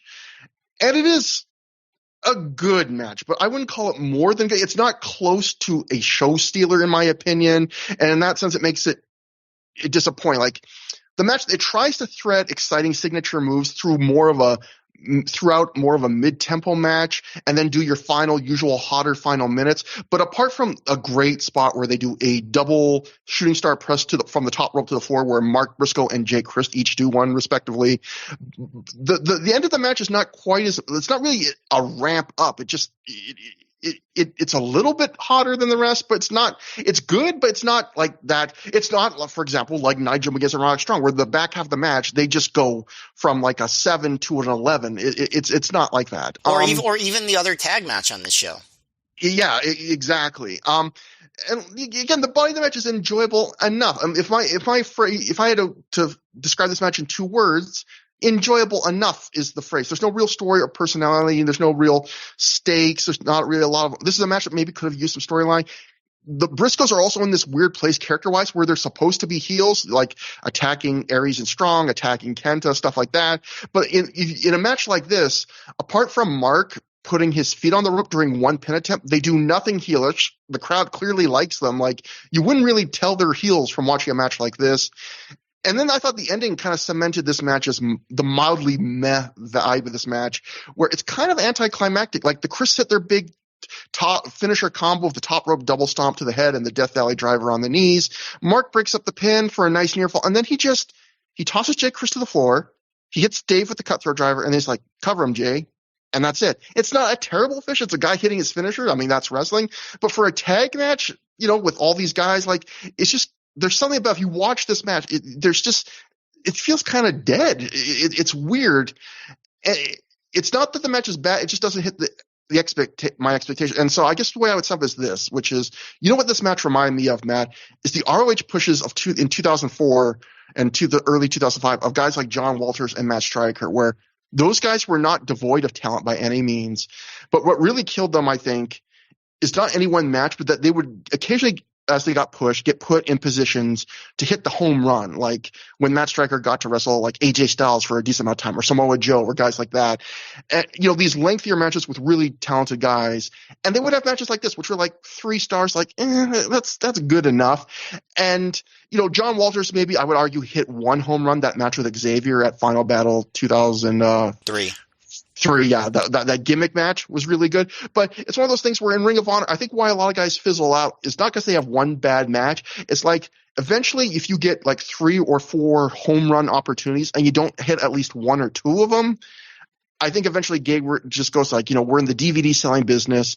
If you don't have a real good mid-card niche gimmick and you're not hitting the home run when I put you against the Briscoes, and I feel like this is one of those matches where if you wonder, like, why didn't the Irish Airborne catch on in Ring of Honor? It's a match like this, I think I would point to. And again, it's not a bad match. It's just this was the time they really needed to hit a home run and they didn't. Yeah, I remember being very disappointed by this at the time, to the point where actually I think I enjoyed it more than I expected watching it back. But in terms of the level of quality, I pretty much agree with you. I think, and like, Irish Airborne still does a lot of cool stuff.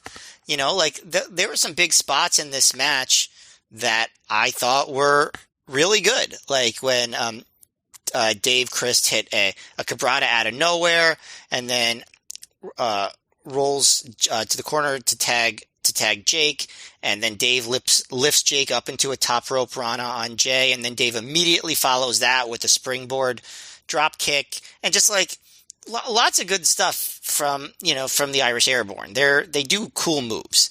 The thing is, I know you're saying that Irish Airborne didn't rise to the occasion here, but I also do wonder if, part of it was the Briscoes, because I've noticed this in a few Briscoes matches we've reviewed recently, and I really do think it hurts these tag matches a lot, this habit they had at this point, which was these momentum swings. I remember I really didn't like it in the Cabana and a Steel match from, what was it, Throwdown? No team gets an extended amount of offense to the point where like you care when the momentum switches. It's just like back and forth and back and forth and back and forth for the entire match. You think one team is starting to get momentum and then the other team gets momentum back. And I get that there's more than one way to do a tag match, but like there's kind of one tried and true way to do a tag match. You know what I mean? Where one member of a team, and I guess, you'd call it Southern style, but I don't think it's just Southern style. Like, I think if you watch, like, most good tag matches, one team does have the advantage for a while. I mean, singles matches too, but the, tag matches have the benefit of the whole hot tag thing. And I don't know. I just think they're not utilizing enough. There are just moments where, like, one of the Irish Airborne will get a comeback, but nobody cares because they were just on offense like 2 minutes earlier. I don't know. I mean, does that make sense to you, what I'm saying? Like, Yeah. And I also think like this match, again, like there is, like you said, there's some really exciting, cool moves in this. And it's not like the Irish Airborne do anything wrong, but I will say one thing. This is a match I noticed, and you can bring this up again in a later match, which is something I've noticed from the CZW, at least in these Philly shows where you have the CZW contingent, is they're looking to heckle if they have time to think. And so the matches that seem to succeed in front of that crowd, this kind of divided crowd, is either they're so fast and action-packed, bang, bang, bang, you don't have time to think, or they're like Danielson Delirious from the 100th show where you really play into the crowd and make them like a part of the story. And this match, it's kind of more medium tempo, like they lead, like there's a moment in this match where the CCW fans chant, "We want tables." And going to your point, Matt, I would just say, if you're going to do that back and forth and not do the Southern style, it needs to be so fast and so exciting that you kind of forget about. This wasn't a sprint either. Yeah.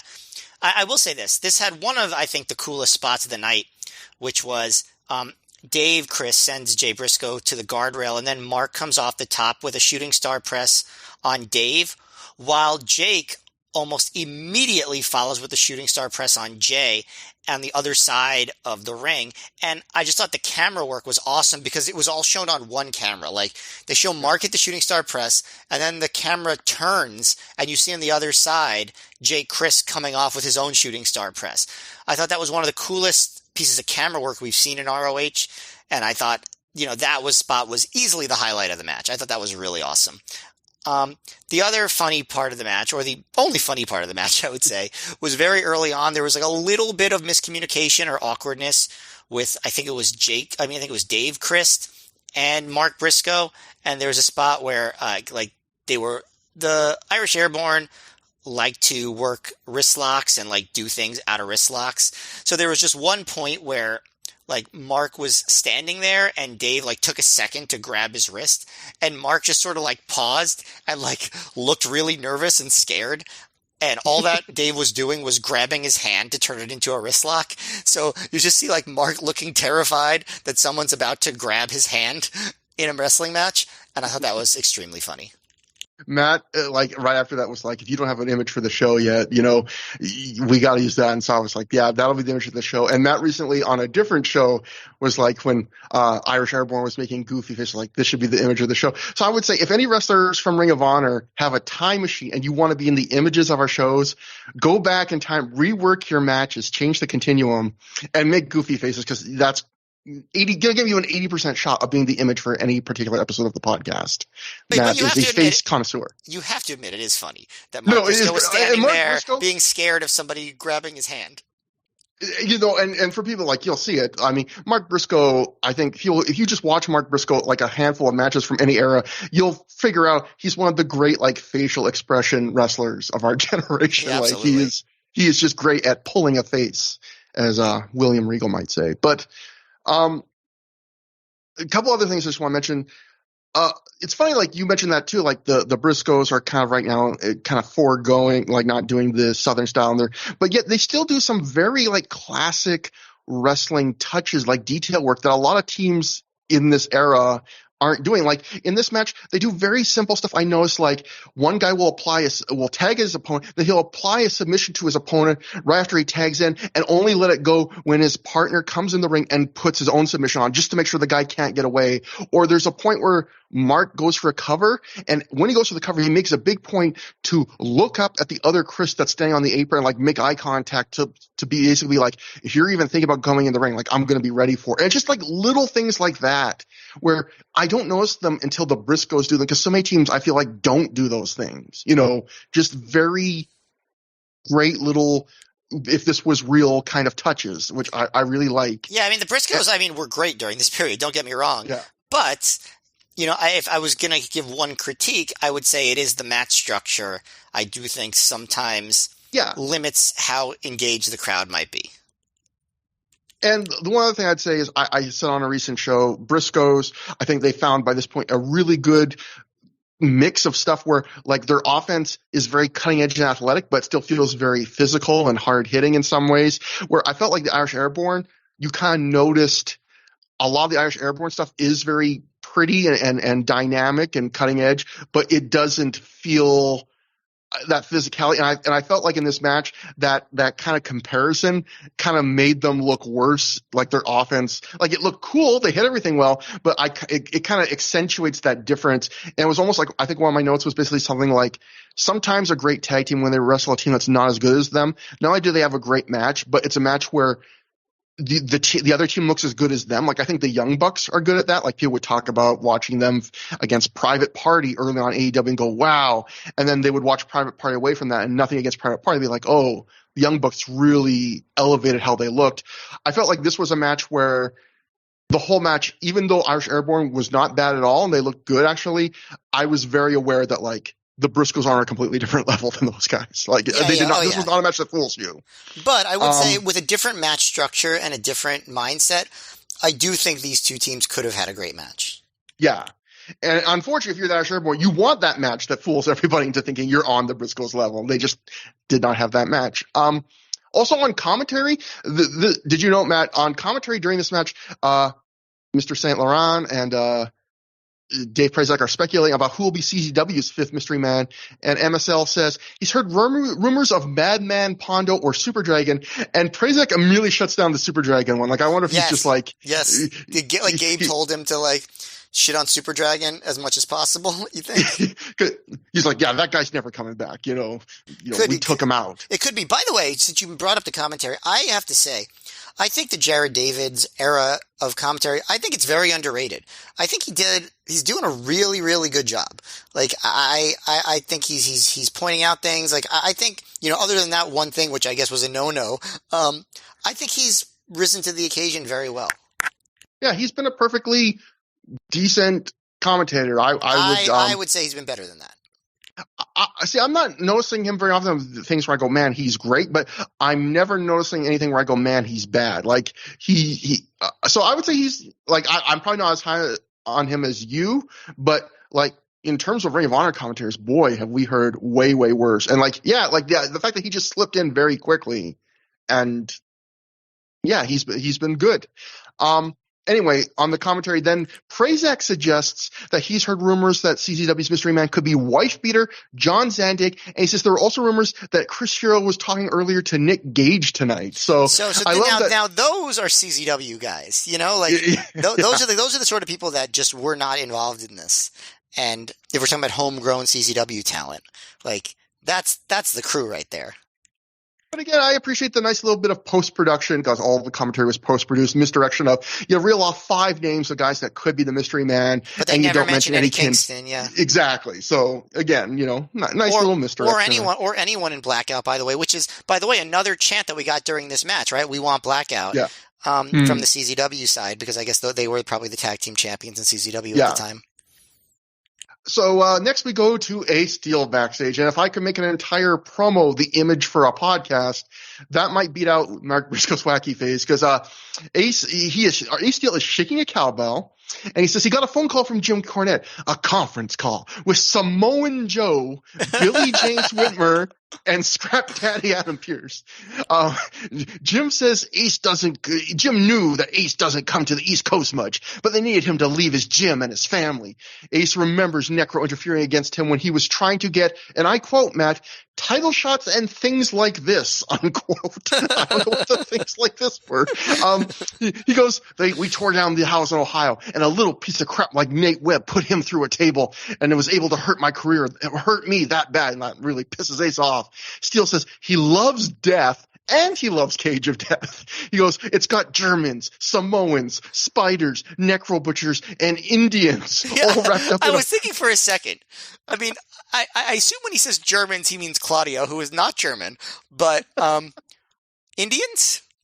Did he see Sanjay backstage and just assume he was going to be in the match? Like, that's the only thing I could think of. That's the only thing I get, unless, there's just things about some of these wrestlers' heritage that I don't know. But anyway, continue with this extremely excellent metaphor that he's about to make.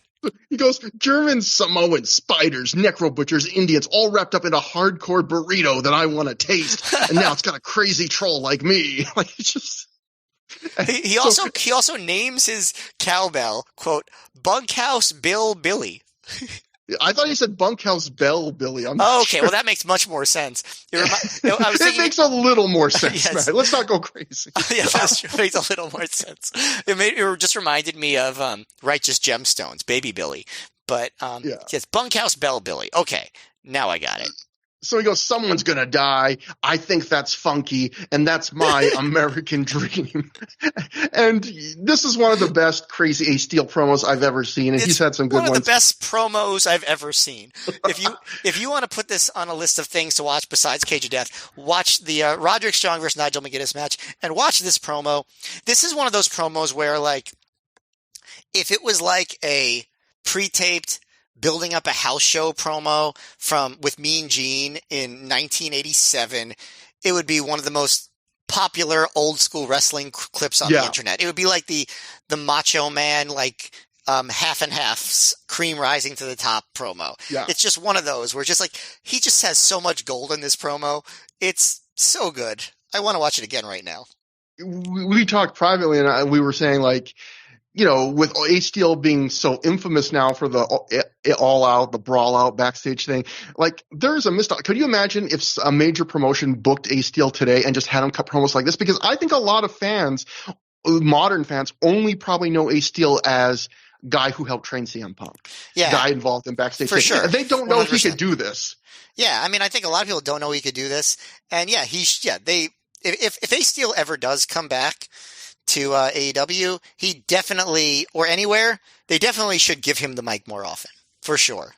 Yeah. Like, could you imagine Ace Steel being CM Punk's Don Callis and just, calling the Young Bucks like little, like, just, I don't say how he wants to eat them or something. I don't know. Yeah, listen, you can try to manufacture something that Ace Steel would say, but Trevor, only Ace Steel could come up with things that Ace Steel would say.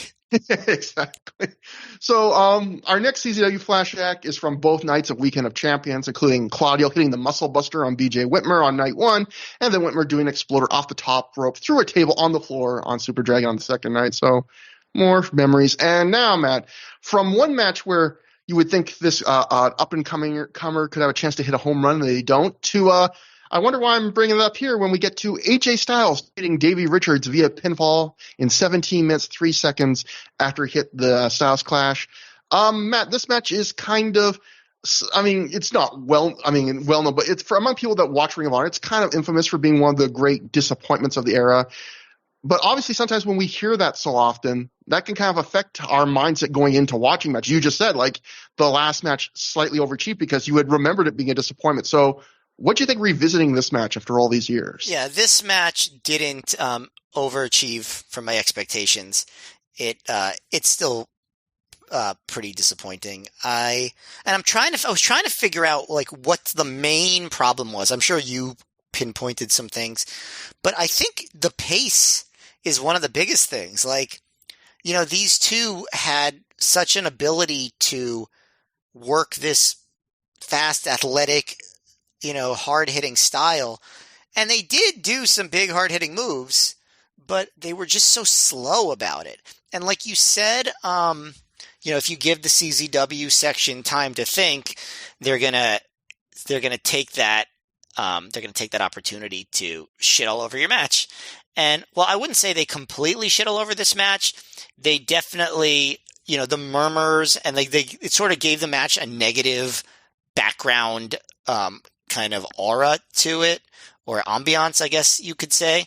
There was one point where they even started chanting Ahmed Johnson, which I found inexplicable, but I'm sure there must have been some reason for it. But it's not like the moves they hit were bad. They started out doing amateur stuff. They pick up the intensity with kicks to the leg. They get face to face. They switch control a little bit. AJ gets real intense on the outside. At one point, he stomps Davey aggressively against the guardrail so much that a fan yells, "What did he do to you, AJ?" Which I thought was very funny. Then we get a section where AJ is targeting Richard's knee. He drops it on the guardrail. He does a lot of kicks to the knee. And that's, when you really start hearing the CZW crowd get more and more restless. But once you get towards the end of the match, they do start ignoring the knee stuff. It doesn't really play in pretty much at all. The biggest pop of the match is probably when Davey tries to springboard from the apron, but Styles catches him with a big kick, a real loud one, as he's trying to come in.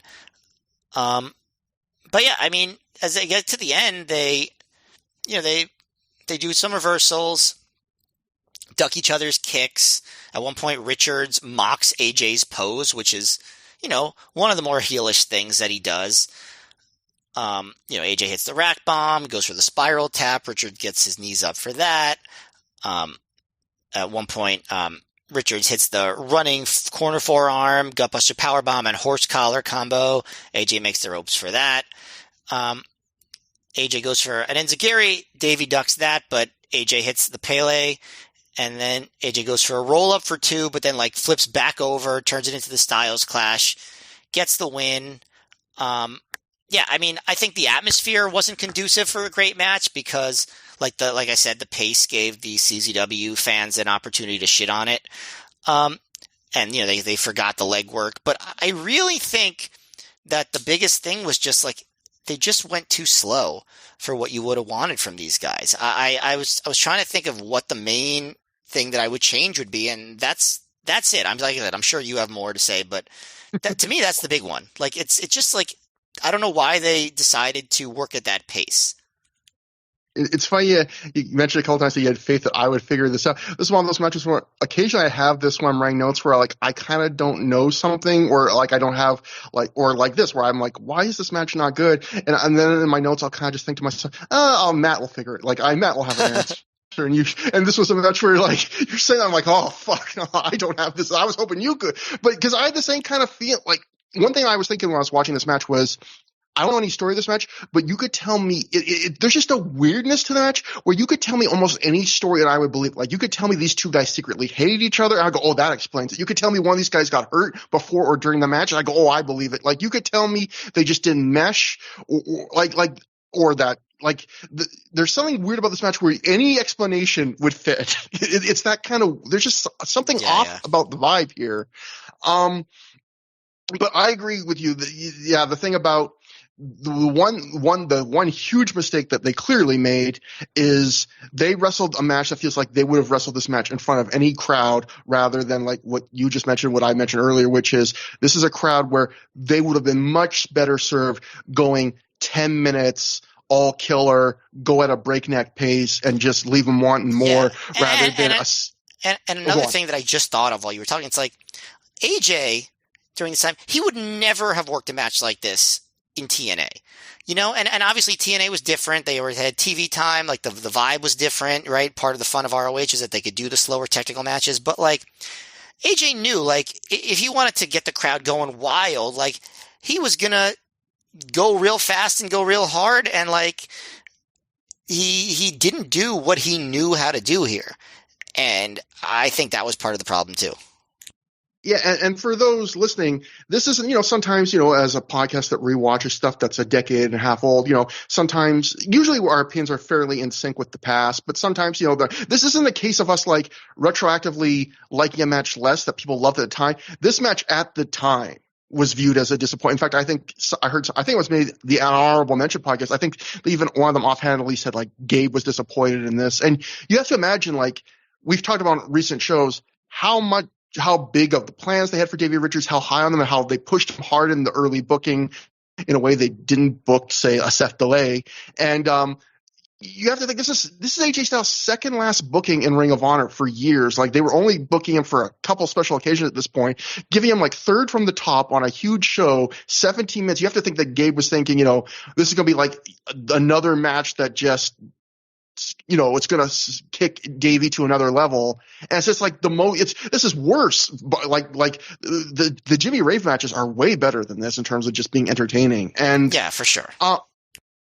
But yeah, I would say this is a match where they don't work. They leave the crowd, like we were saying, room to think.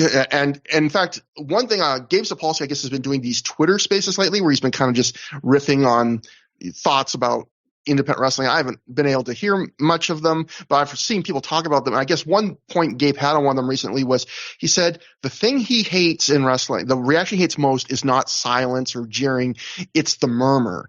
Because he says that murmur of disinterest where it's like fans talking to each other where they're not even like totally paying attention to the match. He says that was the reaction he hated the most as a booker because it was like, well, I'm really, this is really going bad at that. And you hear the murmur quite a bit in this match. You hear a couple of jeers like the Ahmed Johnson thing, but you hear the murmur. It's weird because like they will do something cool, the crowd will pop, and then they'll go back to the murmur. And that's kind of sums up this match. And it's a slower tempo, and it feels kind of disjointed. Like the moves are cool. There's lots of cool moves here. I actually like kind of the vibe in the early minutes because they're really kicking each other hard. It almost feels like they have like a little legit animosity to each other. I like that vibe, but there's just this thing where it feels like there's something disjointed about this match where it's like, here's a sequence of 3 to 5 moves we do against each other. Then we stop. Then we're starting another 3 to 5 move sequence. It feels very this is a match that feels like it comes off in chunks.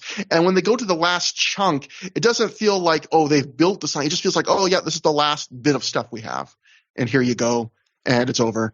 And yet, despite all that, Matt, this was a match where I liked it a bit more on rewatch because my expectations and memory were so bad. I was like, oh, yeah, that makes a huge difference as we've seen through the years.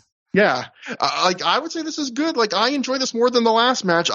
These guys are two athletic guys who hit each other really hard and do some cool knee offense to each other, and I enjoyed it from like a turn my mind off. But I also still will not deny on rewatch, it's unbelievably disappointing, and there's just a very weird vibe to it through the whole way. Yeah, I don't agree that I liked it more than the previous match. I think it is probably to me the least entertaining match on this show.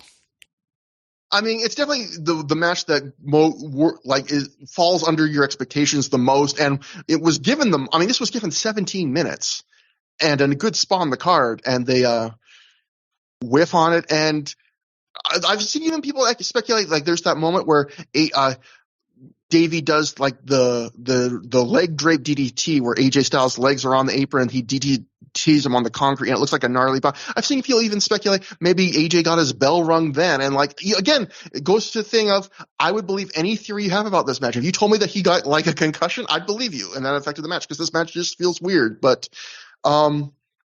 so yeah, we go to the Observer. Dave would write, at the time, the only disappointment on the entire show was AJ Styles beating Davey Richards. The crowd wasn't that into it, and they didn't click well together. But then Dave would add in like a future Observer just to give you a sign again of how much stock Gabe was buying in Davey Richards at this point. Dave wrote, Gabe Sapolsky must really be high on Davey Richards because he's having Kenta give him the rub on the next tour. On August 4th, he'll be in Long Island. Kenta and Richards will face the Briscoes. And August 5th, in Edison, New Jersey, it'll be Kenta versus Richards. So yeah, like we talked about on a recent show, Matt, how at this point, Kenta had only worked against like the top stars in Ring of Honor, Roderick Strong, Austin Aries, Bryan Danielson, Samoa Joe. And now, they're throwing Davey Richards out, which again shows you just how how high Gabe was on, where he was giving him things that he was really only giving the absolute like top level guys. So yeah, he becomes what they call Kenta's quote American protege when Kenta comes back over. It works so well for Jay Lethal and Samoa Joe. But next we go backstage to join Samoa Joe, and Joe says CZW's boys jumped him, and then going after his knee, they tried to exploit his weakness. Joe says tonight there are no sneak attacks and there are no weaknesses. There's me, there's you, and there's the cage. And then Joe screams in a voice that like legitimately scared me a little bit. And I don't get scared watching wrestling pros. He goes, "You're gonna sneak up on me in a cage?" And just like in a real scary voice. And then Joe says he will get his revenge tonight, and then he'll be coming for Bryan Danielson next. And again, this is another one of those promos, a great little thing where he talks about like, his knee and how like the CZW guys, you're not going to sneak up on me and chop block my knee here tonight. And like, they won't, but someone else see will. What happens. Yeah, this was one of Joe's breathier promos. It reminded me almost of the James Gibson promos, but it's good and to the point, just as you expect from Samoa Joe. So the promos on this show were among the best set of promos you'd ever see on an ROH DVD from beginning to end. Absolutely. A lot of guys did really good work here. Our next CZW flashbacks, Homicide saving the day at Ring of Homicide. Wonder if that'll happen again. And then that brings us to our semi-main event, the Ring of Honor World Title match. Bryan Danielson successfully defends the title when he defeats Sanjay Dutt by referee stoppage in 1848 via the MMA elbows, whatever you want to call them, the repeated elbows to the head. So, with this match, we get that classic, I would say, CZW ROH feud atmosphere from the Honda show more than anything apart from maybe the main event. Like, Sanjay Dutt and Danielson do a really good job of encouraging the crowd right from their entrances. Probably, particularly Sanjay, like he tears an ROH fan sign away from him. He jumps into the CZW fan bleachers and celebrates with them before the matches even start. And he generally, I would say, he just does a really great job of playing off the fans. He even does like the Jeff Jarrett Fargo strut during the match, which for a CZW wrestler working for TNA is like the ultimate troll move. I love that. And I thought before the match, the crowd's just in this fever pitch. Much of this match is just the two sides chatting against each other. There's no one the CZW fans, I think, love to hate more than Bryan Danielson. And I think there's no one on the Ring of Honor roster that clearly loved being hated by the CZW fans more than Bryan Danielson. And maybe this is me overanalyzing things, Matt, but I feel like at this point, Danielson had gotten to like this John Cena-esque level with the CZW fans where maybe they started the feud legit hating him and thinking he's overrated, but now I kind of feel like they're just getting on him because they're having so much fun. Like, cause he's playing back with them. Like, they're like, we boo you. Like, just like how I think eventually he'll start chanting Cena sucks. And they no longer thought Cena really sucked. They just were like, this is part of what we do now. We play Cena sucks and you react to it and it's fun. I feel like they're chanting over it and stuff, but Danielson's just playing with them. And I feel like, no, you deep down, you guys like him now. You like him. But I thought you're enjoying this match is going to depend mostly on or heavily on how much you enjoy that kind of back and forth crowd reaction, because much of this match is the guys reacting to the crowd. Even when they do wrestle until the final third, I feel like they're working this match in a way to leave plenty of gaps for the crowd to react and for the crowd to kind of be the star of this match. The wrestling that's here is good, but it's kind of standard. I would say if you watch this match on mute, it's good. It's pretty darn good, but it's one of the lower end Danielson title defenses we've seen. But if you watch the match with the sound on, it's very good, because if you enjoy the CZW feud, he lets Sanjay get in. Danielson controls the match. He lets Sanjay get up and do his stuff here or there, kind of sprinkle throughout the match. Sanjay does a nice dive to the floor. He does his moonsault double stomp, which I always thought was an underrated move that unless it really hurts to take or give. I don't know why more wrestlers don't rip that off. That's such a cool move. But yeah, good match. Depends how much you like that crowd interaction. Yeah, as you could probably guess, this match was a blast live. Just like so much fun to be part of the crowd, reacting to all that stuff. On video, you could sort of feel the length, like, oh, maybe this could have been a little bit shorter for what it was. And you could also kind of see the missed opportunity, if you could consider it that, in the sense that probably Dutt and Danielson could have had a great match if they went for the serious mode. But I think for what this show needed, I think they did the right thing. I think this was the right approach. Just like get the crowd into a fever pitch, riled up for the big main event, get Danielson over as what he called himself at the beginning, the CZW killer. Yeah, he had him to have Bobby Cruz announce him this time as the CZW killer. Yeah, and it's funny because obviously between the two of these guys, Dutt was the TV star, but he was treated like a total jobber here to the point where the crowd actually started chanting jobber. And he does this thing where he looks at the crowd. He's like, me or him? And then Danielson just stands there and points, you. Like, you're the jobber. So I think that, that's just the approach they took. I think it was the right one. It meant that the match was not all it could be, but it was very entertaining. And my memories of being live for it were just very positive. I just thought it was a lot of fun to be part of such an interactive crowd. So I think that's the story of the match. It's the crowd. The match itself was sort of incidental and a foregone conclusion. And this was another show where we got the robots chant, the ROH bots chant, which was the old it were people that wanted to call down Ring of Honor fans. That was what they would call them, like they were a cult. And then, of course, you can't have a show, especially a CZW ROH crossover show, without a little bit of homophobia, where at one point Danielson knees Sanjay Dutt in the ass, and the crowd chants that was gay, and then that Danielson's a homo, and then Danielson threatens to moon them like he did the last show. I was like, moon him, Danielson, make him pay, show it off, strut that stuff. But alas, Matt, we did not get the moon this time. But after the match, Danielson plays to the Ring of Honor fans who are going crazy. He again has Bobby Cruz announce him as the CZW killer, as Dave Prazak on commentary hypes up the Cage of Death match and says they'll be letting that match speak for itself with no commentary. And the Observer would write that the heat in that main event, Cage of Death, was off the charts. After viewing the footage a few days later, the decision was made to market it like the Joe versus Kobashi match last year, or the last 15 minutes of the Joe versus Punk Chicago match from the year before, or the ending of the Dragon Gate 6-man this year, with just no commentary for the match on DVD. So, yeah, this was something that Ring of Honor only saved for the biggest matches. In one way, I'm usually not a fan of the no commentary. In one way, I really appreciate being to hear all the talk in the ring and the crowd reaction, because this is such a special crowd. It's here. On the other hand, this is a match that was so dense with story. Part of me kind of wonders if it would have been good to have the announcers, talk about the story a bit as it's happening. Yeah, I'm definitely of the opinion that this match should have had commentary. Yeah. I think it worked for Joe versus Kobashi. I think that the two big CZW brawls that didn't have commentary should have. Not a huge deal, as we'll get to. I mean, the match comes off the way it comes off, but if I had to choose, I would say I don't agree with that decision for this particular match. So next, Gary Michael Capetta is backstage with Nigel McGuinness, because anytime you have a cage match main event show, you have a weird intermission where basically it's the intermission only before the final match, because that's when it's time to set up the cage. Nigel says he proved again tonight who's the best champion in Ring of Honor. Gary points out that Nigel has used questionable means from time to time in his reign.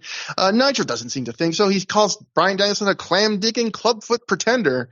Gary points out that Nigel hit Danielson with a belt in Cleveland backstage, and Nigel gleefully points out that Bryan hasn't done anything about that since, which was a moment where I'd actually forgotten about that. I was like, that was almost like too good of a point. Yeah, he hasn't done anything since then about that or mentioned it really.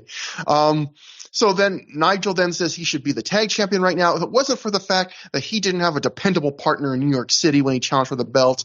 The camera turns down the hall because in classic Ring of Honor happenstance, whoever you're talking about in a backstage promo has to be 5 feet away from you. Like I said, those backstage areas in these buildings are very small. Except this time it's Colt Cabana with canoodling with Lacey, who's in his arms, seems awfully close to him. Colt Cabana goes, "Hey," when he hears that. He's pissed off. And when Lacey sees that she's been caught on camera with Colt, she immediately backs away from him, flees away in embarrassment, so planting a seed for a whole separate huge storyline. Colt takes offense to Nigel's comment that and says that Nigel was the one that tapped out in their last challenge for the tag titles. Colt challenges Nigel for one more match in Dayton for the pure title, asking Nigel, put that belt on the line so we can wrestle one more time and then we can put all this behind him. Nigel shakes Colt's hand and agrees to it. So it's kind of interesting because Nigel's still being kind of a heel, but the way they dealt with this, it was almost like setting Nigel up to be a face because Colt isn't like, hey, you asshole, I want revenge. It was more like, hey, you're being kind of a jerk. How about we wrestle one more time and we can be friends after that? And they shake on it. Yeah, and I mean, it'll be interesting to see what their match is like, with the new version of Nigel. And that brings us to our final CZW flashbacks, which are Homicide fighting Chris Hero at In Your Face and Joe getting beat down by the CZW wrestlers at Chi-Town Struggle. And Matt, that brings us to the main event. It's the Cage of Death match. Team Ring of Honor of Ace Steel, Adam Pearce, BJ Whitmer, Bryan Danielson, Homicide, and Samoa Joe, with JJ Dillon in their corner, defeated Team CZW of Chris Hero, Claudio Castagnoli, Eddie Kingston, Nate Webb, and Necro Butcher in 40 minutes, 38 seconds, when Homicide pinned Nate Webb after hitting the Cop Killer on a barbed wire covered board. In case you're wondering, isn't that 6 guys per turn 5? When Matt describes the match, it will all make sense. But before we get to that, before the match, we should say Bobby Cruz gets on the mic and he announces the rules of the match. He outright says they will closely follow the old War Game rules. So they're not even like doing the hint, isn't this kind of like, they're outright saying, no, this is basically a War Games match. Each team will send in a man to start the match. Those 2 men will wrestle 5 minutes. At that point, someone new will join the match, and based on whichever team wins a coin toss. And every 2 minutes thereafter, someone from the other opposite team will come in. At that point, the match can only end when every person from both teams are in. And at that point, this is a difference from War Games. It can end by submission or pinfall. Of course, in classic War Games, it's only submission. A few major improvements with those rules over the Steel Cage Warfare match from a few months earlier. And another big thing we should point out for people that aren't going to watch this match is this is not a cage that's right up against the ring. This is more of almost like an octagon-style cage that leaves plenty of room between the ring and the cage, which is good because I think one of my flaws, I mean, I like some War Games matches quite a bit, but I think one of my flaws is one of the worst things about War Games matches is a lot of times the end is the least exciting part because it's everyone even in 2 rings, the cage is right on you. You can't move that much. And it's so a bunch of guys just kind of punching each other. And it's almost like a battle royal. The nice thing about this match was it's only 1 ring, but there's so much room between the ring and the cage, even with everyone in, like there's plenty of room for everyone to just do whatever they want. So I thought that was a really good choice too with the Cage of Death style cage. Then Bobby Cruz comes out. Bobby Cruz is already out. He brings out JJ Dillon to flip the coin to determine who gets the advantage. JJ comes out in a 4 horseman jacket in case you forget who he is and what this is referencing. And JJ calls heads. Todd Sinclair flips the coin and says it's heads. And I kept replaying this. I couldn't quite be 100% sure, but I could have sworn Bobby Cruz then says it's tails. Ring of Honor has won the coin toss. Either way. Ring of Honor wins the coin toss, which for those who don't know, another cute thing because obviously JJ Dillon managing the team, he managed the 4 horsemen. They fought in a ton of the early War Games, and famously, they would the coin toss would be a big thing there. So they win the coin toss here. The crowd almost immediately starts chanting for Samoa Joe. He's in fact the first entrant. The match is on. Matt, what'd you think about this match? There's a lot to cover. This is one of the more story-intensive, lots of stuff happens matches in Ring of Honor history. Yeah, so a few things before I start talking about the match itself. So I mentioned that there's some major improvements over the Steel Cage Warfare rules. So if you'll recall, the rules of Steel Cage Warfare were very similar to this, but the differences were they made the intervals for 5 minutes each time, if I remember correctly. And they had pinfalls counted any time during the match, and it was elimination rules. Here, it's the traditional War Games timing where the first interval is 5 minutes, and every interval after that is 2 minutes, which makes the match move at a much brisker pace. And it's 1 fall to a finish, which is also much more traditional War Game style. And I think both of those were improvements. I don't know if you would agree with that. No, I mean, again, it's essentially the War Games with pins at the end. And yeah, I think I think you would have hurt this match severely if you tried to add like more story stuff and eliminations and stuff. Like this was the perfect rule set for this match. Yeah. And then the other thing that I was thinking about, how much do you think it sticks in CZW's craw that they had a Cage of Death match every single year? And when people say Cage of Death, almost every wrestling fan who is familiar with that term thinks of this match. Like, I find that, it's a little bit sad for CZW. Cage of Death always had this look, this yellow cage, but it was also like the configuration was a little bit different each time. It wasn't always this octagon thing that they have here for ROH. And it certainly wasn't always this, this particular set of rules. A lot of the real CZW Cages of Death, they had like crazy like scaffolding at the top.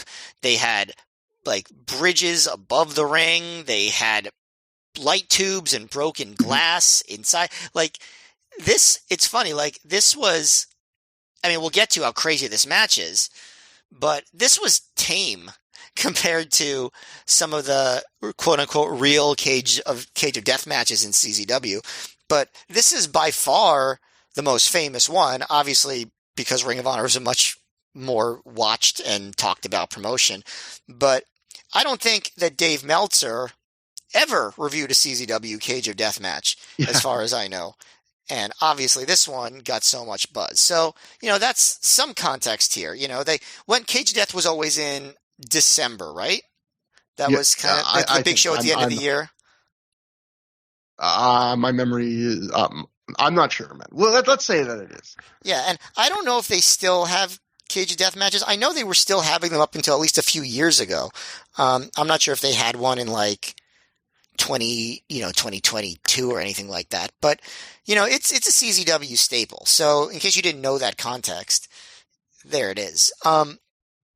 But it's funny too because the most famous Cage of Death is this match. It's not really a Cage of Death because, like you said, some fans I've seen, like season fans have been like for those who don't see the match, there's weapons all outside between the ring and the cage that wrestlers can use, and like there's some gnarly weapons, but like the worst ones, the most severe ones would be like a barbed wire covered bat and some barbed wire boards. And I saw some CZW fans at the time like, "Where's the broken glass?" Like you were saying, like the most absolute insane. No one comes out with a weed whacker for this show. Broken those glass, aren't there. Fire, They go one notch below. They won't go that far for this match. Yeah. But I was just gonna say, like, not only is the most famous Cage of Death match not in CZW, CZW loses the match, and it's not even really a Cage of Death in some ways because it's really Ring of Honor trying to have their cake and eat it too, which they do a lot in this match and successfully, where it's basically, we kind of want to have a War Games match, so we'll just stitch that onto the Cage of Death branding. Right. It's their second stab at a War Games match. No pun intended with some of the moves in the forks and stuff. But yeah, their second stab at a War Games match. And I think this time they got it right. Like, I felt like that first time it was good, but clearly there were some flaws. And this one, they're going to fix those. And we'll get to it. So I guess before I review the match, I should narrate it a bit, right? Because there's a lot going on here, right? So, of course, like with any War Games match, we have two entrants. Like you mentioned, Ring of Honor's first entrant is Samoa Joe. CZW's first entrant is Claudio Castagnoli. And, it's funny, as Claudio comes out, the ROH fans chant, "You sold out" at him, which, if you think about that for a second, this would imply that Claudio Castagnoli joined CZW because CZW threw him lots of money to be on their team. And he worked in CZW before Ring of Honor, I think. So it's like, yes. Isn't Ring of Honor the sellout? Yeah, well, that would make more sense because Ring of Honor has more money. Like the idea that you're selling, like that CZW is gonna like, oh, we got the big bucks here. We're gonna lure this guy over. You can supersize that Happy Meal now. Yeah, exactly. First of all, Claudio's supposed to be the most money-making man as it is. So, dollar bills all over his trunks, if you didn't know. But yeah, and you also, of course, get a "Joe is going to kill you" chant, which in one of my favorite moments, as they're chanting "Joe is going to kill you," they cut to Samoa Joe smiling in the ring, and he just goes, "I'm going to kill that motherfucker," which was great. But, I think that the action between Claudio and Joe is good. Claudio does some stalling. He gets the first offense in the match with a dropkick in the corner. Joe looks pretty amped up, but I wouldn't quite say he's at the Kenta three-way level of intensity that led to him injuring Kenta. We're at 80% Joe, maybe. Yeah, I would say even 85%, but definitely not 100% Joe. But, and we'll get to it. We don't get a lot of Joe in this match, but I do think that Joe, for the, 10 or so minutes that he's there, does work hard. He hits the ole ole kick early. At one point, he kicks a garbage can into Claudio's head. The second entrant, because again, CZW lost the coin toss, so BJ Whitmer is the second entrant for Ring of Honor, and in an extremely clever spot that, I think they probably made sure to tell BJ, make sure that you do this. He brings down a sack, and of course, any wrestling fan who's been watching for a few years prior to this usually knows what appears in a wrestler's sack in a hardcore match. And BJ doesn't use it. He puts it down in the corner. And I'm sure they were like, BJ, this is the corner you need to put this in. But he did it. He did what he needed to do. And he goes to wrestle. He goads Claudio in. They fight. BJ is, by the way, in a t-shirt and jeans, like he's wrestling Punk and Ace in Chicago. But they double team Claudio. BJ whips Claudio into an ST Joe. Claudio gets kicked for a little longer until Chris Hero comes out. He is CZW's second entrant. And of course, now the entrances are every 2 minutes, so it is a pretty fast pace. Hero gets a double eye poke to gain an advantage, and we get the Kings of Wrestling. They throw Joe outside so they could put the boots to Whitmer. At one point, Hero wipes his taint with BJ Whitmer's shirt and tosses it into the crowd. So I do wonder, who has that particular souvenir at this point. But Bryan Danielson is the third entrant for Ring of Honor, and he does a really great hot tag style entrance. He's just a house of fire. He's attacking Hero. He's attacking Claudio. He hits an atomic drop on Hero, which sends him right into a big boot by Samoa Joe, which was a really awesome spot. Joe hits a running knee in the corner on Claudio and then throws him right into a forearm off the middle rope by Danielson. Like, just really great stuff. But of course, it is all setting up Danielson stabbing Ring of Honor in the back, because he tells Samoa Joe, he goes, Joe, muscle buster. And Joe gets Claudio up in the muscle buster position. Hero up in the muscle buster position. And Danielson chop blocks him, clips the back of his leg, the bad leg that Joe had alluded to in his promo, and that Danielson had alluded to earlier, the fact that he does those moves. And for a second, if you were watching live, which I was at the time, you were like, wait, is Danielson joining with CZW? That doesn't make any sense. But very quickly, Danielson makes sure to put the boots to Hero too, just to show, like, no, he is a free, he's like independent. He's just doing it out of pure self-interest. He's not turning on ROH. He just doesn't care about this particular match. He wants to take out Joe before their title match a few weeks later. And so that leads to Cornette and a bunch of ROH officials coming out to take Joe out of the ring. And as that's happening, Cornette's yelling at Danielson, like, you screwed me. Like, what are you doing?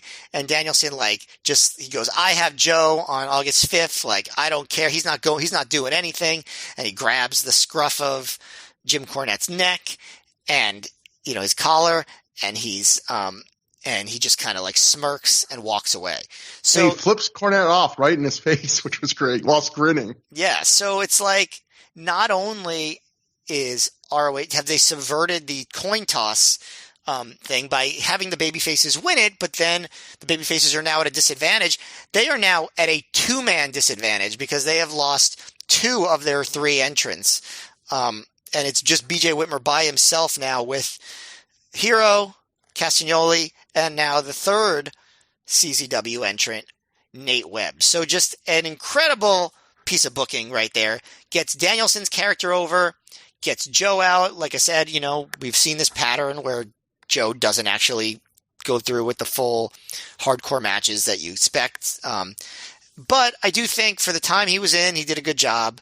And I don't think anyone was mad about the bait and switch because of everything that comes after. So now you get a period where ROH looks like they are in a desperate situation. One of the first things that Webb does when he gets in the ring is he hits Whitmer with, I guess, sort of like it's a backflip or like moonsault Van Terminator into, where he does a backflip all the way across the ring, corner to corner, and he drop kicks a garbage can into Whitmer's face. And I guess his name for that move is the Fang, right? It's an amazing move. Like, to me, that is like the move, not the moment of the match, but that is the move. Like, such a cool spot. I mean, Webb, we'll get to it. Like, he was a gamer in this match in a lot of different ways. But again, each segment is pretty quick. So Adam Pearce is in as the fourth ROH entrant pretty short after that. He has a pretty good hot tag entrance too. He hits a spine buster, some big boots, lifts Whitmer to his feet. But again, it's 3-on-2. So at this even with the odds even, it's actually still not even. So Hero throws a garbage can at Whitmer's head. Pierce goes to pile drive Castagnoli on the floor, but Claudio slingshots him into the cage.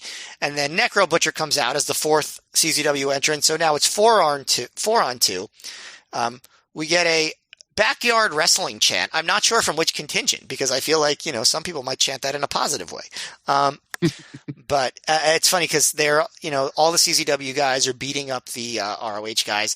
And so Hero just takes the moment to just like sit in a chair in the ring and just kind of like lean back in satisfaction, which was a good moment. At one point, we got so many moves in this match that Nate Webb even gets a back rake in on Pierce. Just so you got the high impact and the low impact. At one point, Necro hits his chair body slam on Whitmer and goes for a pin, and then looks confused as Claudio has to explain that you can't pin anyone yet. And I actually wonder if that was a spot, or if Necro literally just forgot that he couldn't go for a pin. Yeah, I was wondering that too. I guess it was the only time that happened in the match, so who knows. Ace Steel is the fifth entrant for ROH, and he, of course, has Bunkhouse Bell Billy with him, the cowbell. And I will say this, being there live, you do not get the impact of that cowbell the way you did live. It was very loud when he hit somebody with that cowbell live. It just echoed through the building, and you don't really hear that on video. But it's still a cool spot, but you do get the crowd pops for each one, and part of that was the sound. So he knocks everyone out with the cowbell. He's using it on every single person, but eventually Hero knocks it out of his hand. The massacre continues. Necro ends up with the bell and uses it on Pierce, and he's like walking around ringing it. And we get basically an extended beatdown until Hero gets on the mic, starts a CZW chant. The ROH fans start throwing bottles into the ring to the point where it actually made me a little uncomfortable. Like, there's just too many bottles here.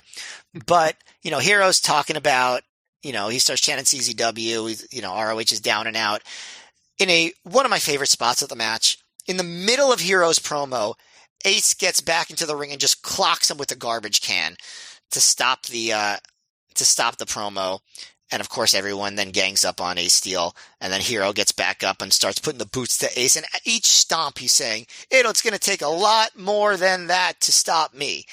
And there's I really love this. Yeah. As he gets up from selling, he starts saying almost this creepy voice. He's like, "Don't worry, don't worry," and then he's like, I just love the whole performance is great. Yeah, Hero was obviously amazing here, and he gets back on the mic and he talks about the surprise member of the CZW team, and he goes, "I hate this person, but he hates you," meaning the ROH fans, "more than I hate him." And he says, "I don't have an ace up my sleeve," which is, kind of cute considering there was a wrestler in this match named Ace, that just hit him with a garbage can. He said, "I don't have an ace up my sleeve. I have a king of diamonds." And he goes, "Ring of Honor, here comes Eddie fucking Kingston." And this could be a moment where having commentators might help, because I'm sure that a lot of people watching this had no idea who Eddie Kingston was at this point. But Eddie arrives. He looks like a badass. He has probably his tag title belt around his neck. I didn't double check what title he was holding at that point. Maybe it was the world title. I'm not even sure. But he immediately gets in the ring, starts hitting big boots on people. Ace Steel hits a lifting DDT on Steel on a chair, hits the boot on Whitmer.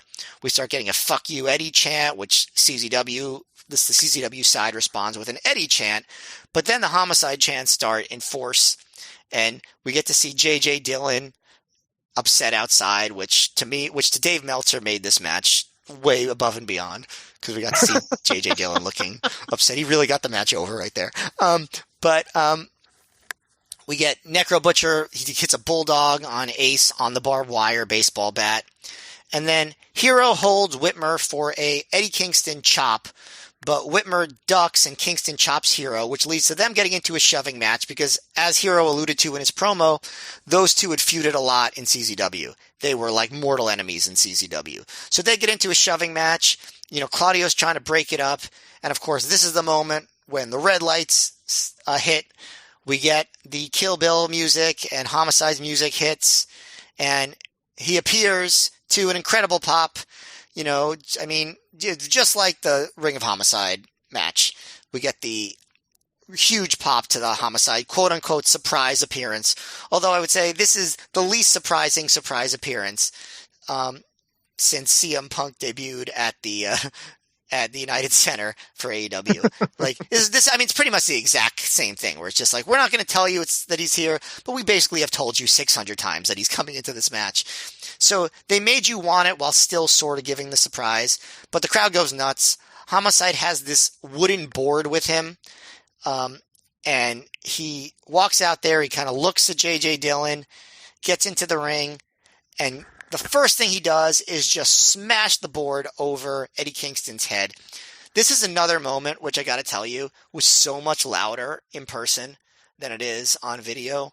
It was so loud, and it sounded so insane, and I can only imagine how it sounded in Eddie Kingston's head, but... Well, the board even had the word "ouch" written on it, yes. So that told you how matches could hurt. Yes, and the board broke in pieces, and so that spot was got a huge pop. And then the very next thing that Homicide did was so clever. Chekhov's sack comes into play because basically Necro Butcher runs at Homicide with a chair, but Homicide gets Whitmer's sack from the corner, the right corner that Whitmer put it in. He spills it on the ground as Necro Butcher runs at him. So, Necro is barefoot. He runs on top of the thumbtacks. So he doesn't complete the charge with the chair. Then Homicide picks up the thumbtacks, throws it in Necro Butcher's face, and that allows Whitmer to grab Necro, hit an exploder for the first near fall of the match. Just such a great spot. I don't know who planned that spot, but it's, to me, one of the greatest spots in the history of wrestling, honestly. How good was that? And then, to even make it better, Homicide pulls out 4 ghetto forks. He distributes them to everyone on Team ROH. And as I wrote here, unofficially, because they don't use this term, but the match beyond begins. There's blood everywhere. I even said this at the time. It was this is sort of like when the match really starts almost. There's blood everywhere. There's a team forking going on, especially the crowd's going nuts for Ace repeatedly stabbing Nate Webb. And we get just big spot after big spot after big spot here. Pierce pile driving Claudio on the floor. Claudio blades from that. BJ wraps Necro Butcher in barbed wire. Pierce picks up Nate Webb. And just this wild, out-of-control military press from the ring to the floor, through a table on the floor, which, a wild throw, Webb, basically, grazes the table. It looked really insane. Scary. Then we get Ace Steel hitting, he does his combination Widow's Peak leg drop, where he Widow's Peaks Webb off the top rope, while hitting a leg drop on Kingston, who's being held up by Pierce, while Pierce is simultaneously sidewalk slamming Kingston. So that gets a near fall. And this is a funny moment. The CZW fans start chanting 6 on 5. And then the ROH fans start chanting, "You can't count," because in the ring right now, it's actually 5 on 4 advantage CZW, but technically technically the CZW fans are right. Ring of Honor did get to use 6 guys in this match, Yeah, not simultaneously, but yeah, they got to add an extra person that technically should not be part of the match, but he was. We get a point where Steele goes for a tope on Eddie, but Eddie moves. And Ace actually, it's kind of scary because Ace catches his leg on the tope and basically goes head first into a table propped up against the cage. That could have gone extremely badly. And that's not the only thing that could have gone extremely badly. The next thing you see is, so Pierce has Webb up in like almost like a torture rack, and he basically spins him and drops him neck first on like thumbtacks.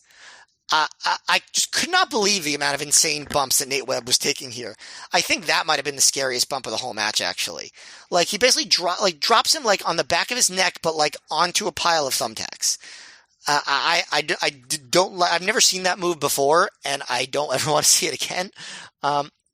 So Hero starts, like, pushing thumbtacks out of the ring with a chair. The barbed wire bat is basically covered in toilet paper, which is kind of funny, but they keep using it anyway. Homicide suplexes Kingston through a table on the floor. Hero stands on a chair to put a cravat on Homicide, and Homicide ends up ace crushing Hero off the ropes through the chair, but it's mostly Homicide going through the chair, honestly, like butt first. Pierce hits a top rope elbow on Webb for a 2 count, but I noticed this, it was kind of funny. At this point, Sinclair is just like standing outside of the ring counting. I don't know why he was doing that, but like it was very weird. Doesn't want to get in with the tax. I guess that must be it. At that point, like finally things slow down a little bit. It becomes a brawl just all over, but not quite as many insane bumps. There's a lot of people hitting people with shards of the wooden board. Then we get Whitmer. He hits an exploder on Kingston on the floor. Hero starts climbing the cage, and Pierce climbs after him. And while this is going on, Webb, who has just taken like 17 insane bumps, hits a Fosbury flop onto Whitmer on the outside. Claudio, he jumps from the top rope to the cage that Hero and Pierce are on, and he hits a Russian leg sweep on Pierce off the cage through a table. And then immediately after that, Homicide hits a tope con hilo on Webb. And Hero is still on top of the cage, and Homicide's throwing stuff basically to try to knock Hero off. But then the cage keeps shaking. And could you tell if that shaking cage was fans or people in the ring, in the match? Because I'm not. Because if it was, well, it was very scary. But I was going to say, if it was fans, could you imagine being the fan that was shaking the cage and knocked off Chris Hero and like gravely injured him? Like, yeah, like that's fans just, if a fan did that, like seriously, you got to grow up. Yeah, I hope it wasn't. I can't confirm that it was because basically the camera was fixated on Hero, so you couldn't really tell for sure. So I'm hoping that it was the wrestlers and like that Hero knew that's what was going to happen. But Hero does not fall somehow, and he hits a moonsault onto a pile of people off the cage, and we get a "This is awesome" chant, which doesn't totally fit the tone of this match, but I'll allow it. Whitmer hits a brainbuster on Hero on an open chair for a 2 count. Necro breaks that up with a chair shot to Whitmer's back. Necro and Whitmer fight until Homicide comes in to help Whitmer back suplex Necro through an open chair for a 2 count. Then Necro and BJ fight on the apron through by a barbed wire cover table. And BJ basically, he just gets Necro over his shoulder, and Samoan drops him off the apron through the barbed wire table. That's basically like the last table bump of the match, because now we just have Homicide. He brings the barbed wire board into the ring. Ace Steel offers up Nate Webb to him. Homicide and Webb are basically alone in the ring. Webb goes for a moonsault with the chair, but Homicide moves and basically hits his lariat into the chair, into Webb's face. Webb does a really cool flip bump off of that. Homicide goes for the cop killer. Webb escapes one time, but not for long. Homicide gets him right back up, hits the cop killer right onto the barbed wire board, gets the win. Huge pop. I would say one thing that I noticed about this, as much crazy stuff as it did have, once Homicide got into the ring, the CZW crew never really felt like they had ROH in jeopardy ever again. I feel like if they book this match now, they might book a few more spots near the end where it looked like CZW might win the match. Hmm.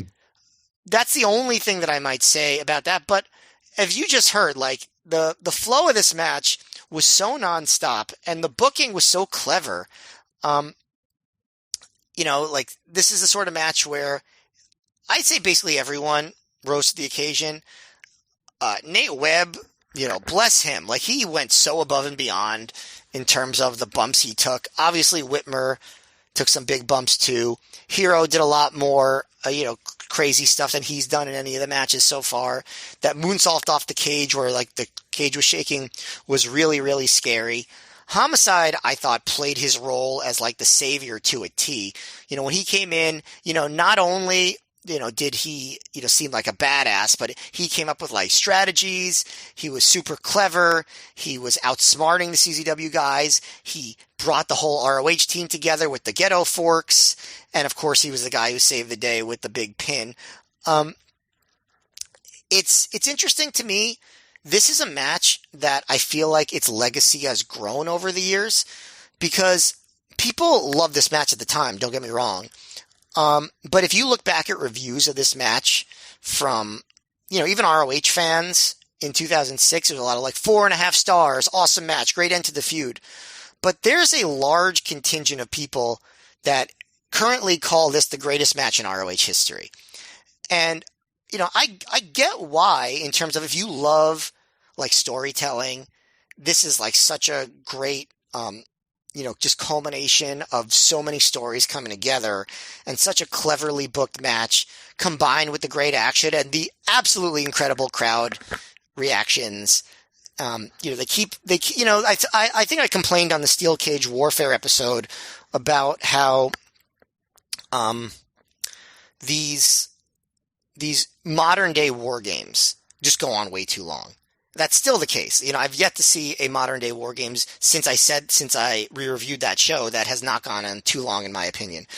This is one that, maybe you could honestly say maybe it did go on a little too long, but for a 40-minute war games, I can't think of another one that was this consistently exciting, entertaining, and had the crowd going for it the entire time the way this one did. But so I think that's really what's caused this match's legacy to grow. I'm sure that if you went back on the Wayback Machine and found the ROH board from when this DVD came out, I'm sure there were people calling this the match of the year, but not that many. This definitely is one that has grown over time. And I think if you watch the match, you'll see why. Like it's very special. I'm curious to hear what Gabe said on MySpace about it because if I were him, I'd be extremely proud. Like I would say, like obviously the wrestlers were the ones that executed and they went above and beyond. And there was some scary stuff, some too scary stuff. That you wish they hadn't tried. But in terms of the layout of this match, I think that was the star of the match. The way the match was booked, the way the match was laid out, how this built to such a satisfying conclusion, and had all the characters play their roles perfectly. I think as much as the wrestlers gave and they did a great job, I think the booking was probably the MVP of this match. So I think if you're a fan of that sort of thing, then this might be the kind of match you would say is the greatest match in ROH history. I wouldn't say that, but I understand, I guess is what I would say. So first that I would say, like, not to toot our own horns, but I think generally when we have to cover like really big matches or really big shows, we rise to the occasion. I think this was one of your best match reviews. I think you did a great job. This was like listen to like the Joe Punk shows where I was like, man, Matt's just like picking up every great detail and telling it really well. So did great. Now I gotta ramble on about some dumb things. So I think one thing that rewatching all these shows for through the years has really emphasized for me is how Gabe Sapolsky at his best was the king of matches like this. And I think by matches like these, I mean big multi-man gimmick matches with a lot of moving parts that both reference past feuds and develop already existing or future feuds, while all while giving you a satisfying story within the single match itself. Like, I would say before this match, a couple of my favorite like gay booking moments, not necessarily my favorite Ring of Honor matches, although they're both great, would be like the Iron Man title match at Crowning a Champion, or the very first Survival of the Fittest match, where like, he's weaving so many threads, but the match itself is already really satisfying. It works out really well. It plays off the existing characters. Obviously, in this match, it easily joins that group, and in many ways, it surpasses it. And another magic thing about this match, and you mentioned this, it's somehow a great War Games match while completely subverting it. Like, one thing I always say about War Games matches is their hot tag delivery systems. I probably said that during the Steel Cage Warfare match, where people love the hot tag in wrestling. You get this great buildup of heat as a babyface is outnumbered, and then as the babyface's friend comes in and turns the tide and just kicks everyone's ass. And the great thing about a War Games match is if you do it right, you get 4 hot tags in a single match, because the heel team generally wins the coin toss. Funny how that happens. But the one issue that this has is, if the War Games match, if a heel team doesn't win that coin toss, I've seen occasionally in wrestling people try and be cute and do it that way. You lose like the magic of the War Games match, even though it does seem ridiculous that 90% of War Games matches, the heels win the coin toss. This is a match I said earlier how in a lot of ways this match gets to have its cake and eat it too. One of the ways is, as you described, the faces win the coin toss, but by doing that angle that takes Danielson and Joe out, you get to have the faces win the coin toss, and yet most of the match, even at the end of the match, they're outnumbered even at the end, because even at the end, the best it gets for ROH is 5-4. And at times, like you mentioned, they're outnumbered 2 guys. So it's a great booking touch to kind of get to swerve fans in a way and still deliver what you would want from a War Games match in that sense. On top of that, I think another thing how this match kind of subverts War Games is, like I mentioned earlier, a lot of War Games matches, the most fun part is the middle part. It's not the match beyond where everyone's in and the match can end. For what I mentioned earlier, where it's just a bunch of guys staying around brawling. The fun part is all the dynamics of, okay, this guy's outnumbered, now it's even. This is outnumbered, now they're even. And in fact, if you look at a lot of War Games matches, the match doesn't go very long after everyone's in, because I think they realize the fun part's over. In fact, I just looked up while you were talking, I guess I was curious, like 2 of the most received in terms of just being great matches, War Games of all time, from WCW, the company that invented it, were the 91-92 War Games. Those matches I just looked up are 21 and 23 minutes. Like, the matches go barely over half of the length of this match. And I think another way this match kind of subverts War Games is, I feel like you almost get 2 matches. Like, all the entry points are the real fun storytelling and the outnumbered stuff, and you get all these story touches. And then you get a long portion once everyone's in, and I feel like that's when the match stuff, where the action and the bumps kicks into high gear. And it's almost like you get 2 matches in one, and it's one of the rare War Games matches I've ever seen where they go so long after everyone's in, and that's just as good in its own way as the rest of the match. So that's another great trick they pulled with this match. And that's from the guys, having so many ideas for big spots and working so hard and really putting their bodies on the line in a way, guys don't do every single week. So all of that. And then the booking of the match, you described all the beats. I think it is so many touches, the things they alluded to with the idea that, Joe, this whole CZW feud has seen Joe constantly never really be able to get his hands on them for an extended period in the way that you would be satisfying. And this time he's like it's like, I'm ready for the chop block. You're not gonna be able to sneak up on me. And the one time where he's like on his, on his toes for it, his own partner does. It's such a perfect little bit of storytelling, and it accomplishes so much in the sense of, it puts over, how big of it really pushes Danielson from tweener into full heel territory for the stretch run of his title reign. It puts over how important the title is and how tough Joe is, because the idea that Danielson is so selfish but also so scared, and the title means so much to him, that he'd rather screw his team over in this huge interpromotional blow-off match for bragging rights. The company that he represents, as he said in the promo, I'm the champion, I run the school. he still would rather screw that all over just to hurt this guy because he's so scared of him, wants to keep the title so bad. That's such a great twist how it sets everything else up.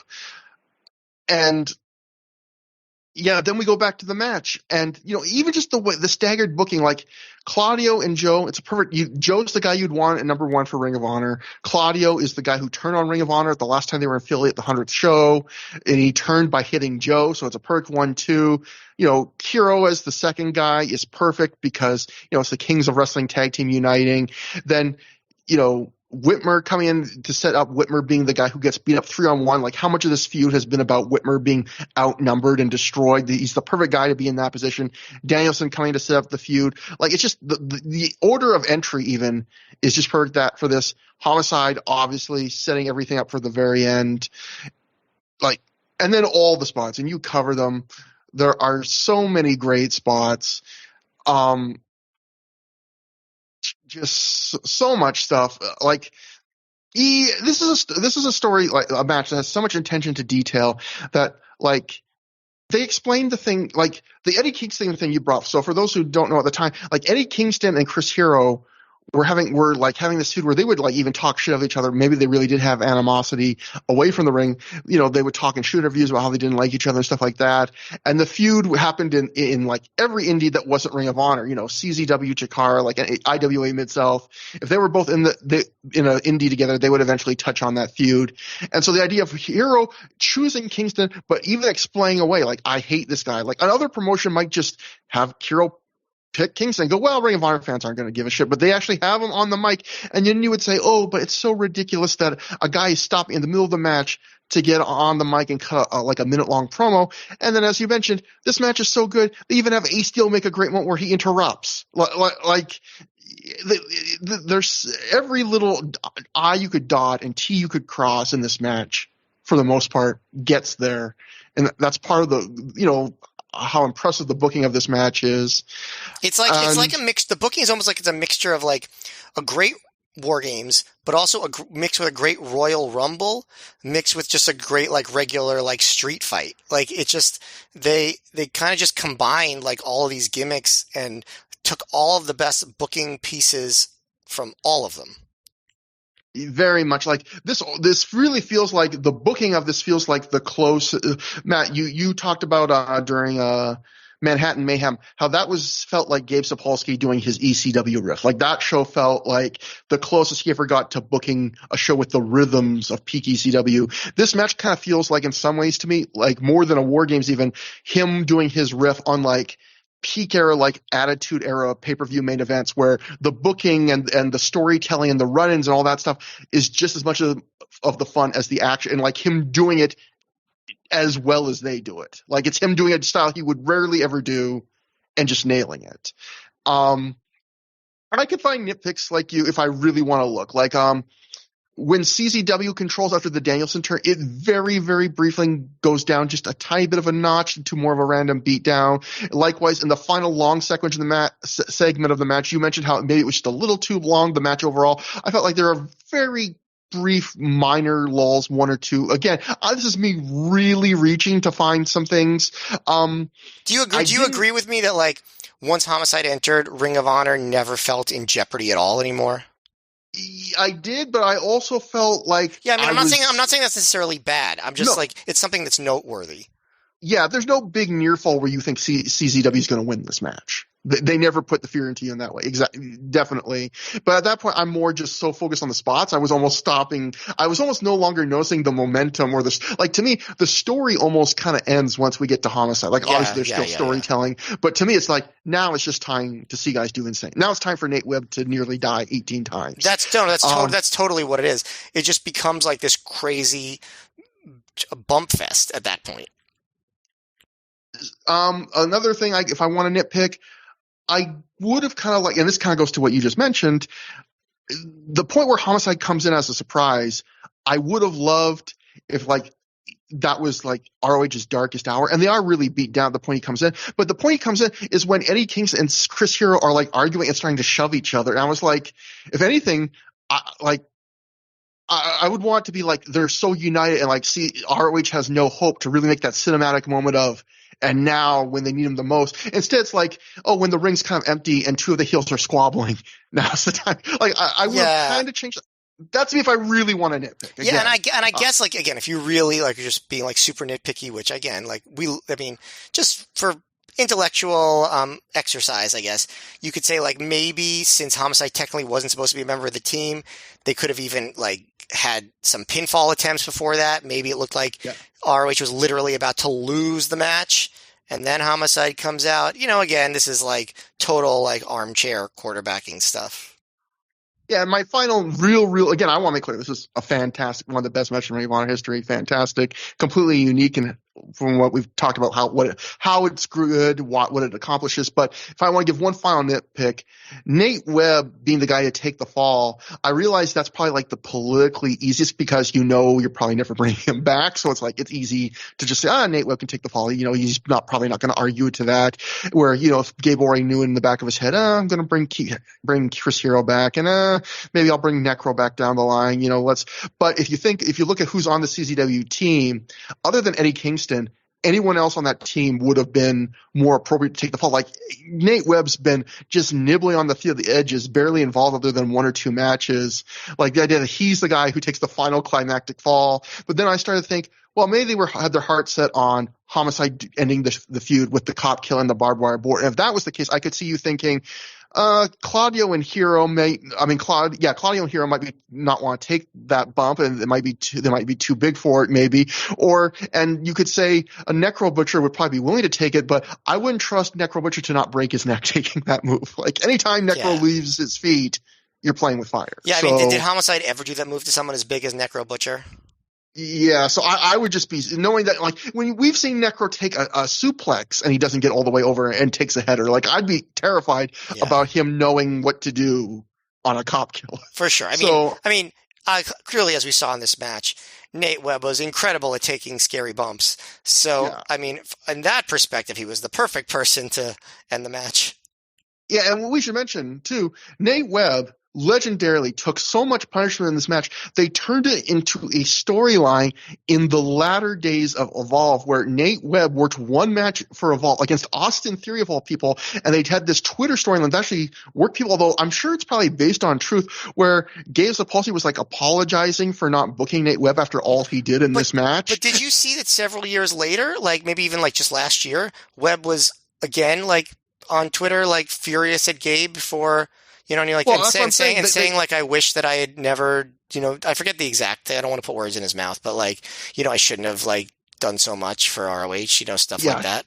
He regrets giving so much for what was essentially like a one-off. And well, I'm sure it was real emotions that they turned to a storyline, but clearly it's based on real emotions. And afterwards, especially since he only worked one match for Evolve, like I can see him thinking, again, I got one match in Evolve out of this, but And let's be honest, he should have gotten more. And I think Gabe, at least in the storyline for the Evolve thing, he admitted like Nate Webb should have gotten more from this. I mean, I know he doesn't quite fit, some of the things RH looks for in a wrestler, but he was a perfectly solid indie wrestler.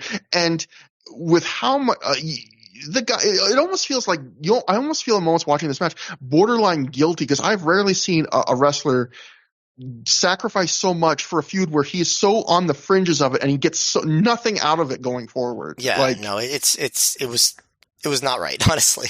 But yeah, so and I even like the thing other people complain about. I even like the fact that Ring of Honor got 6 wrestlers to Ring of Honor to CZW's 5, and the CZW actually met chance that, like you said, because it gives both sides an out. Yeah, it was very Ring clever. of Honor fans could say, look, we were always outnumbered the entire match. Even at the end, it was only 5-4. But the CZW fans could say, look, you got to use 6 guys over the course of the match. That's not fair. So both sides can kind of go away saying our team, deserved to win. Which, again, it's a nice little wrinkle. Again, it's another little I dotted, T crossed moment.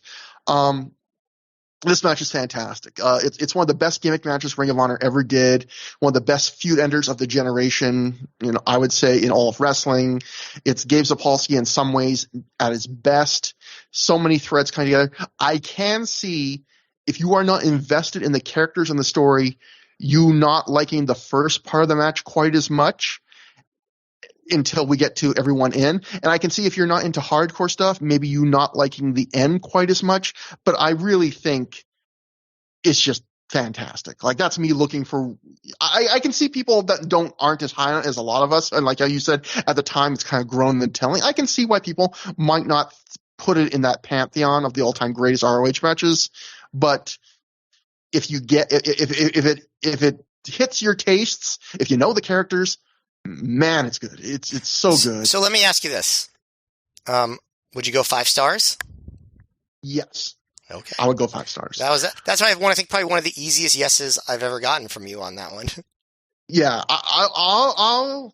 Here's the problem, Matt. I was thinking when I watched this match, I said, "Fuck, it's going to be hard to do our year-end match of the year thing because we got more great matches coming. We've had some already, and I don't think we've ever had more of them. Like, it's really just what style are you in the mood for? Because think about like the Dragon Gate 6 match is so much different than this, which is going to be so different than the Nigel Danielson or the Danielson Kenta matches. Like, this is going to be a year where really you can't say one match is better than the other as much as just what suits your tastes more, I think. Because but that's what you want. That's what you want, right? Yeah. I'm just looking over my notes for things. I'm looking at my notes just for little offhanded asides I made. One I liked was at one point Necro enters and there's no one, everyone in the ring's already been beat down and selling, and so Necro just kind of looks around for like 20 seconds like who can I hit here, like everyone's selling shit, and then he finally finds somebody, which I thought was a funny moment. Also a great moment I thought was, I guess we'll get to this when I read the Dave quote, but I know I will say, even though, yes, Dave does overstate the importance of J.J. Dillon, I will say a highlight of this match is when Homicide comes out, Julius Smokes comes out with him, and like J.J. Dillon is looking stunned and looking at Julius Smokes being Julius Smokes. And I thought, like, that's one of those great, I can't believe these two human beings are in the same universe, let alone occupying the same space and time moments where it's like Julius Smokes next to J.J. Dillon wearing like a Four Horsemen jacket. I'm like I would give anything to know what was going through J.J. Dillon's mind for real at that moment. Yeah. But also Homicide in a full jumpsuit, which it kind of brings back to his Natural Born Killer days, except instead of an orange jumpsuit, it's like a navy blue one. I thought that was a cool, again, another thing that just makes this match seem a little special. You know, you're doing things you wouldn't normally do. You bring out the different gear. I thought that was a neat point. Whitmer bringing Chris Hero onto an open chair. Like, how many times has Chris Hero ever taken a bump like that? I mean, Jesus Christ, like, holy shit. All of that is amazing. So now we can get to some notes, Matt, and I'll save the best for last. But first, PW Torch. Gabe Sapolsky tells the Torch that the Cage of Death match captured the spirit of the old ECW. Cage of Death was absolutely insane, he says. If anyone is hoping to see the spirit of the old ECW before it became a WWE product, they need to see this match. In fact, they need to see this whole feud. The crowd was nuts and everyone in the match went above and beyond the Call of Duty. Now that the CCW versus ROH feud is over, Sapolsky says that he hopes to maintain the increased Philadelphia audience by continuing to run quality shows in the market. Quote, I think we will maintain the audience as long as we keep the quality shows coming. He says, if we can keep people's interest, they will keep coming. I don't think they're ever going to capture the highs of this. We'll get to the Gabe admitting that a little bit later. This is also so much better than ECW matches. Like, I like ECW, but like ECW never had like a long, like nuanced match that would maintain this level of excitement the whole time. Like, I kind of think about the night the line was crossed, but if you watch that match back, even like 5 years later, it didn't hold up anymore. Like, this is now, we're talking about 17 years. Yeah. And it's funny, like, anything that dates that show is the ECW references between that quote and the Jim Cornette thing, because it's like, would Gabe really make that? I mean, he was from ECW, and this was hardcore style match. You know, Gabe definitely, put ECW on a pedestal because it was, how he got into the business. And like, so I get it from his perspective. But you also get, this is when ECW was on everyone's mind because WWE had just relaunched it. So any chance to say, look, this is what we're doing that they're not, like, they can't do it like we can. Right. And so referencing, but even as we've said, the better comparisons are both one to classic war games and two, the kind of classic mainstream WWE WCW pay-per-view story matches of the late 90s. Like, that's what they're really doing. But I guess that's maybe doesn't seem as sexy of we're doing what WWE does, but when they did it really good, like, it's probably not a sexy anti-establishment Yeah, you can't boast. say that. And then we get to Dave Meltzer, and this was one of those matches where if Ring of Honor had a match that they thought was, oh, this is great, this is going to sell DVDs, occasionally they would get the rough edit and send that to Dave before the DVD would even come out, and Dave would review it. That's one of these matches for here. Dave reviewed it. So he wrote, I had a chance to see the Cage of Death match and post-match angle from July 15th in Philadelphia. This was an amazing spectacle. I'm not into the carve 'em up and sick bumps into barbed wire style pro wrestling, but you can't deny it was an incredibly emotional battle that built into an incredible match with super crowd heat. The match had a great story, and while some of the guys are hardly great wrestlers, it came off like a war should. Nate Webb and Necro Butcher took some sick punishment, although nothing they haven't done before, which if I was reading that, I was one of them, I'd be like, Dave, come on, don't downplay it. But they rarely do it in this kind of an emotional setting. It's one of those deals where you watch a match and see the guys and think they aren't very good, but you can't deny the match itself is excellent due to the story and heat. The 6 spots at least came at the right time. Among the highlights were Whitmer giving Eddie Kingston an exploder on a garbage can on the floor. Hero did a moonsault off the top of the cage onto the floor on a group of whole people. There were numerous sick bumps into barbed wire, onto chairs, thumbtacks, and more. It was an old-style bloodbath, except they were out there for more than 40 minutes killing themselves. It was also good how they got Joe and Danielson out of the picture early in the match, because it was mostly Pierce and BJ Whitmer, and later Ace Steel, getting destroyed by the CZW group. The dueling fans helped the atmosphere as well, because in a sense, even though the Ring of Honor guys were the faces, there was a little bit of a dual role playing, because there was a side of CZW fans, and they were very into it. The DVD will probably be out in about a month. If you want to see a violent brawl that isn't just a collection of sick bumps with no storyline or build or any feel of being a competitive fight, plus a greatly executed final angle by real pros at this, you'll probably enjoy it a hell of a lot. If you want to see great wrestlers do a great wrestling match and you don't like overuse of weapons and blood, you may be in awe, but it's definitely not your cup of tea. And that I will say for the post-match angle, the J.J. Dillon comment, but I mean, I think Dave did not end up giving a star rating for this, which feels like kind of a cop-out. I wonder if he would have gone the whole 5, because this was a classic Dave. I don't think Dave would have, based on that review, given it 5 stars. And also the fact that the way he reviewed matches back then, I don't think so. I also think that if he reviewed that match and it was like 2015 PWG instead of 2006 ROH, he would not have all the backhanded snipes that he included in that, which he loved to do when he praised ROH matches. Like, these guys aren't actually good, which bothers me to no end, because obviously he mostly. Yeah. So go ahead. No, go ahead. I was going to say he had mostly moved off of that by now, but I feel like the CZW guys, he probably just looked at Nate Webb and Necro Butcher and was like, I can make this comment again. Yeah, exactly. Like, I hate that stuff. But no, I don't think that was a match. Like, based on the way he wrote that, I don't think that's a 5-star review from him. But, because I think there's like, there was just a lot of like little nitpicks that he included in that, despite calling it an incredible spectacle. I think that he would appreciate this match more now than he did then. Although I completely agree that he would have given the wrestlers themselves more credit. But the stuff about, like, anyone who's been a longtime reader of Dave Meltzer knows that's a very classic Dave review of, I don't like this kind of hardcore match, but it's so good I have to get, because like that John Moxley Kenny Omega match, like remember that review got some controversy, that Lights Out match, because Dave did a review that was like, I hated this match, but I'm still giving it a ton of stars. Like, Dave is very conflicted about these kinds of matches. This is clearly not his thing, but he realizes when they're still done well enough. So I think that part of the review would have stayed even today. But I don't think he would have done the snipes. I kind of feel the same way as Dave, honestly, about that. It's like you mentioned, like, I feel guilty, like, talking about how amazing these matches are where guys are just killing themselves. And I will say, sorry, I do feel, there's so much to say. I will say, I feel more guilty in indies, because it's such a weird wrestling logic that wrestlers and us fans have. But, like, if you're making a lot of money and you do something really risky or physically hurtful, I feel like, well, at least you're getting paid well for it. When you watch a match, like, on the indies, you're like, how much money are you getting for this? You're not getting long-term job security. And like, how are you covering the medical expenses? Beyond just like that, you're being paid for your value. It's like, you can't even deal with the stuff that this match is doing to you. Yeah. It's it's definitely a moral dilemma for a fan. Which is weird because you should say, well, the risking your body is risking your body no matter what. But you just feel better about it when you know guys are making six figures and have health insurance, than Yeah, of course. when they're working for a 1,000 people. But so then Day has an interesting note in The Observer too. There is nothing to stories that Joe being quote unquote injured, as in storyline, in the Cage of Death match had to do with resting him for the TNA pay-per-view the next day, as a lot of fans figured. It was just an angle to build up Danielson versus Joe, plus a way to get Joe out of the picture in that match, as he couldn't be there at the end due to the angle planned. There's also nothing to stories that wrestlers who sign TNA contracts right now won't be given belts.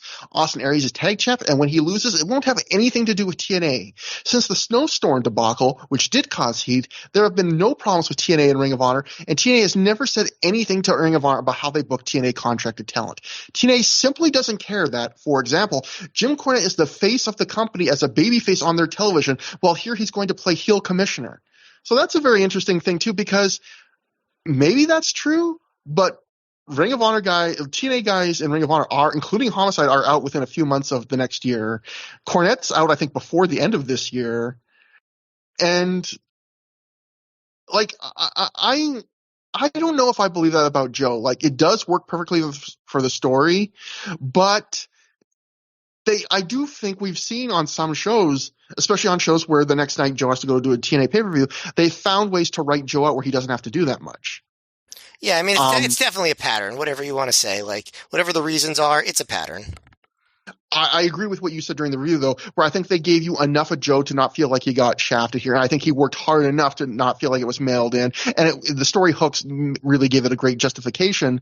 But looking at this, like, unless I had read that from Dave, and again, I'm still kind of questioning it, I would say this is also partly we're in the Joe era where he's not going to be giving 100% here always. And Ring of Honor understands that. And they're going to give him reasons to not have to do that. So, Matt, before we go to the final angle, which big angle, I think we should sum up the full ECW feud and CZW Ring of Honor feud, and then I'll read the Gabe thing, which I think is a great quote. So I just want to say, I think most of the people who have seen it would say that the Ring of Honor CZW feud is one of the best feuds of the last 20 years of wrestling, and probably one of the better inter-promotional feuds of all time. And I would agree. And we've talked before about one of the reasons, like some of the reasons is like the atmosphere they cultivated, where even though wrestling is fake, they made a feud about a real thing where there were some, not all, but some CZW fans, ROH fans who really hate each other. There was a legit difference in styles. So that's an example of wrestling. You can, even though when everyone knows it's fake, it can still be about real things sometimes. And that's when it can be real magic.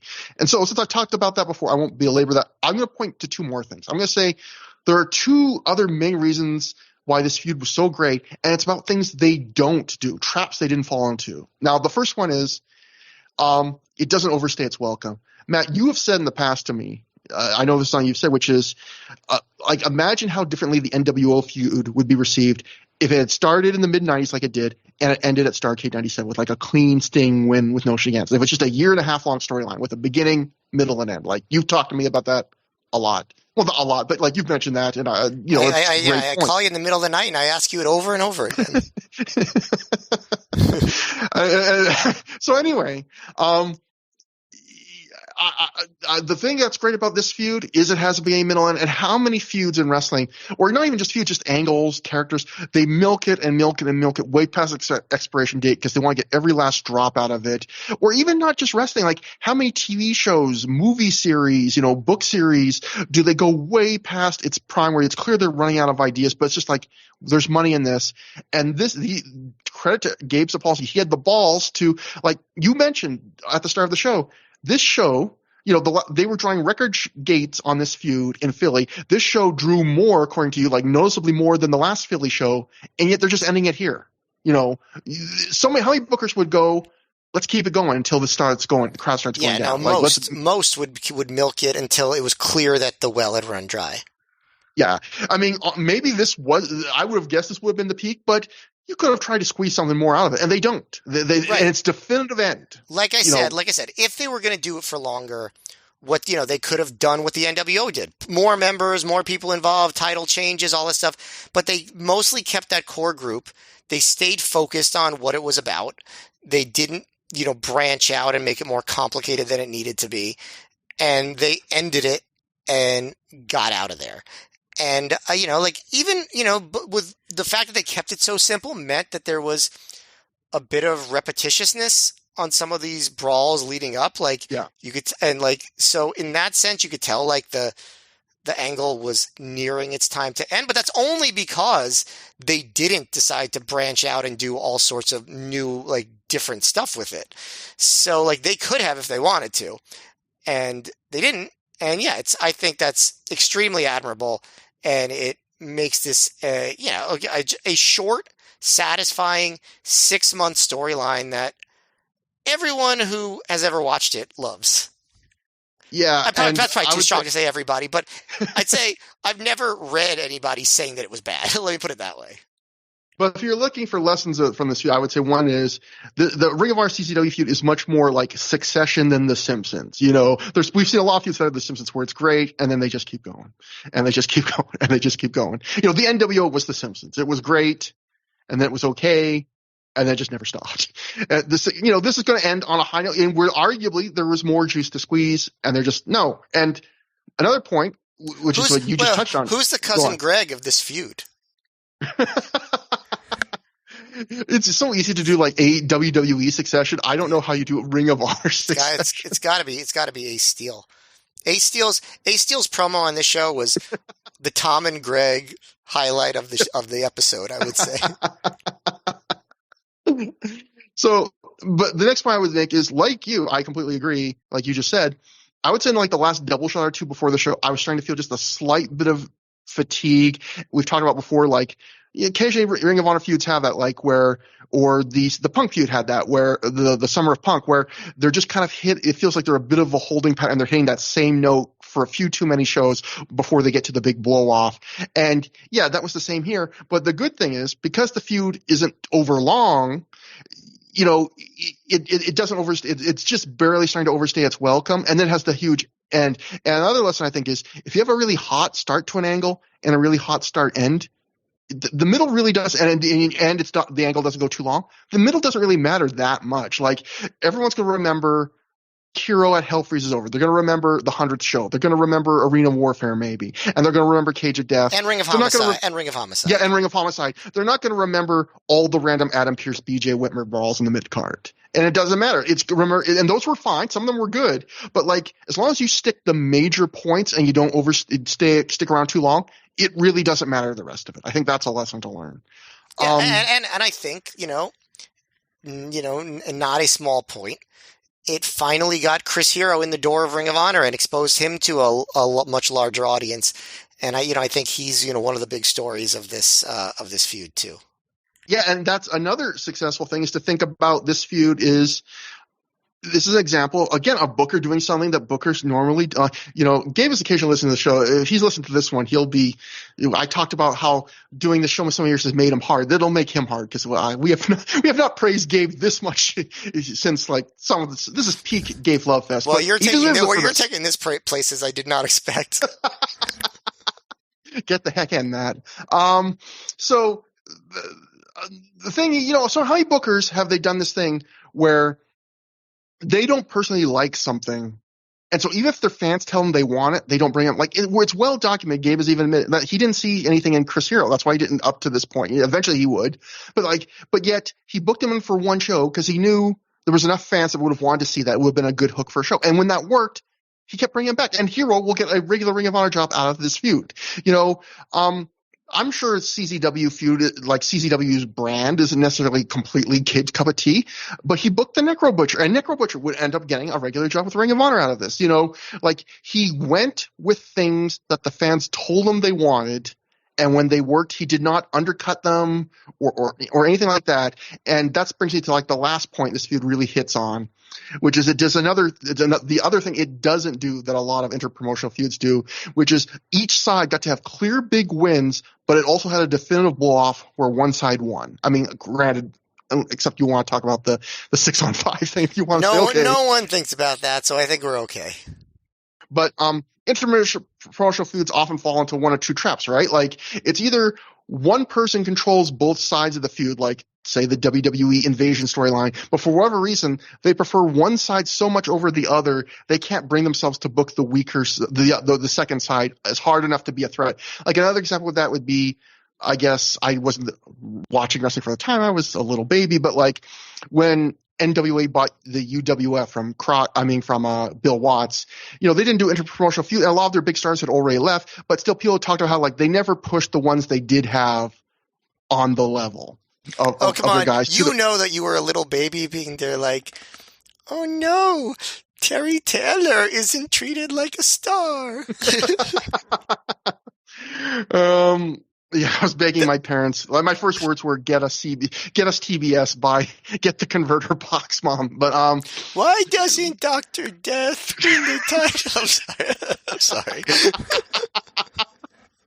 But so that was the invasion. Like people always talk about, like Vince McMahon owned both companies and he still couldn't bring himself to book WCW that hard because he still had that ingrained thing of I gotta let everyone know every step of the way WWE's better.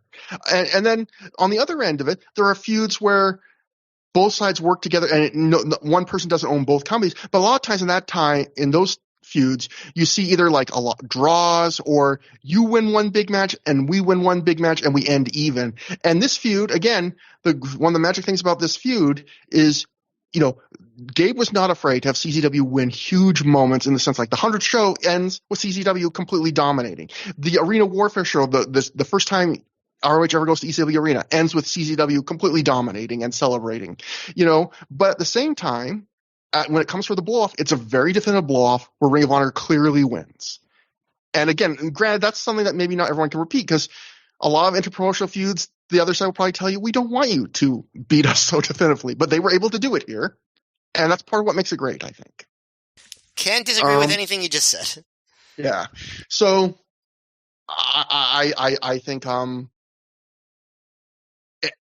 that's all great. And the last thing I want to mention, Matt, about this is I think one amazing thing about this is people compared this a lot to the Invasion storyline because that was another huge interpromotional story, a much bigger one, obviously, that happened just a few years before this, and it was already known to be like one of the biggest missed opportunities of its era, where they did get one huge pay-per-view buy rate out of it. There were a few good moments within it, but considering that was like the biggest, most anticipated feud that fans had fantasy booked in their heads for literal a decade or more, they did not get you could do a podcast series about that, why it didn't come off. But one of the great moments in that feud was the old Stone Cold. And for people that don't remember, or God forbid, too young to remember, there was a moment in that feud where Steve Austin, who at that point was a heel on the WWF side, was, kind of deliberating like, I'm not going to help out WWF against this new invading threat. And Vince McMahon literally begs him like, I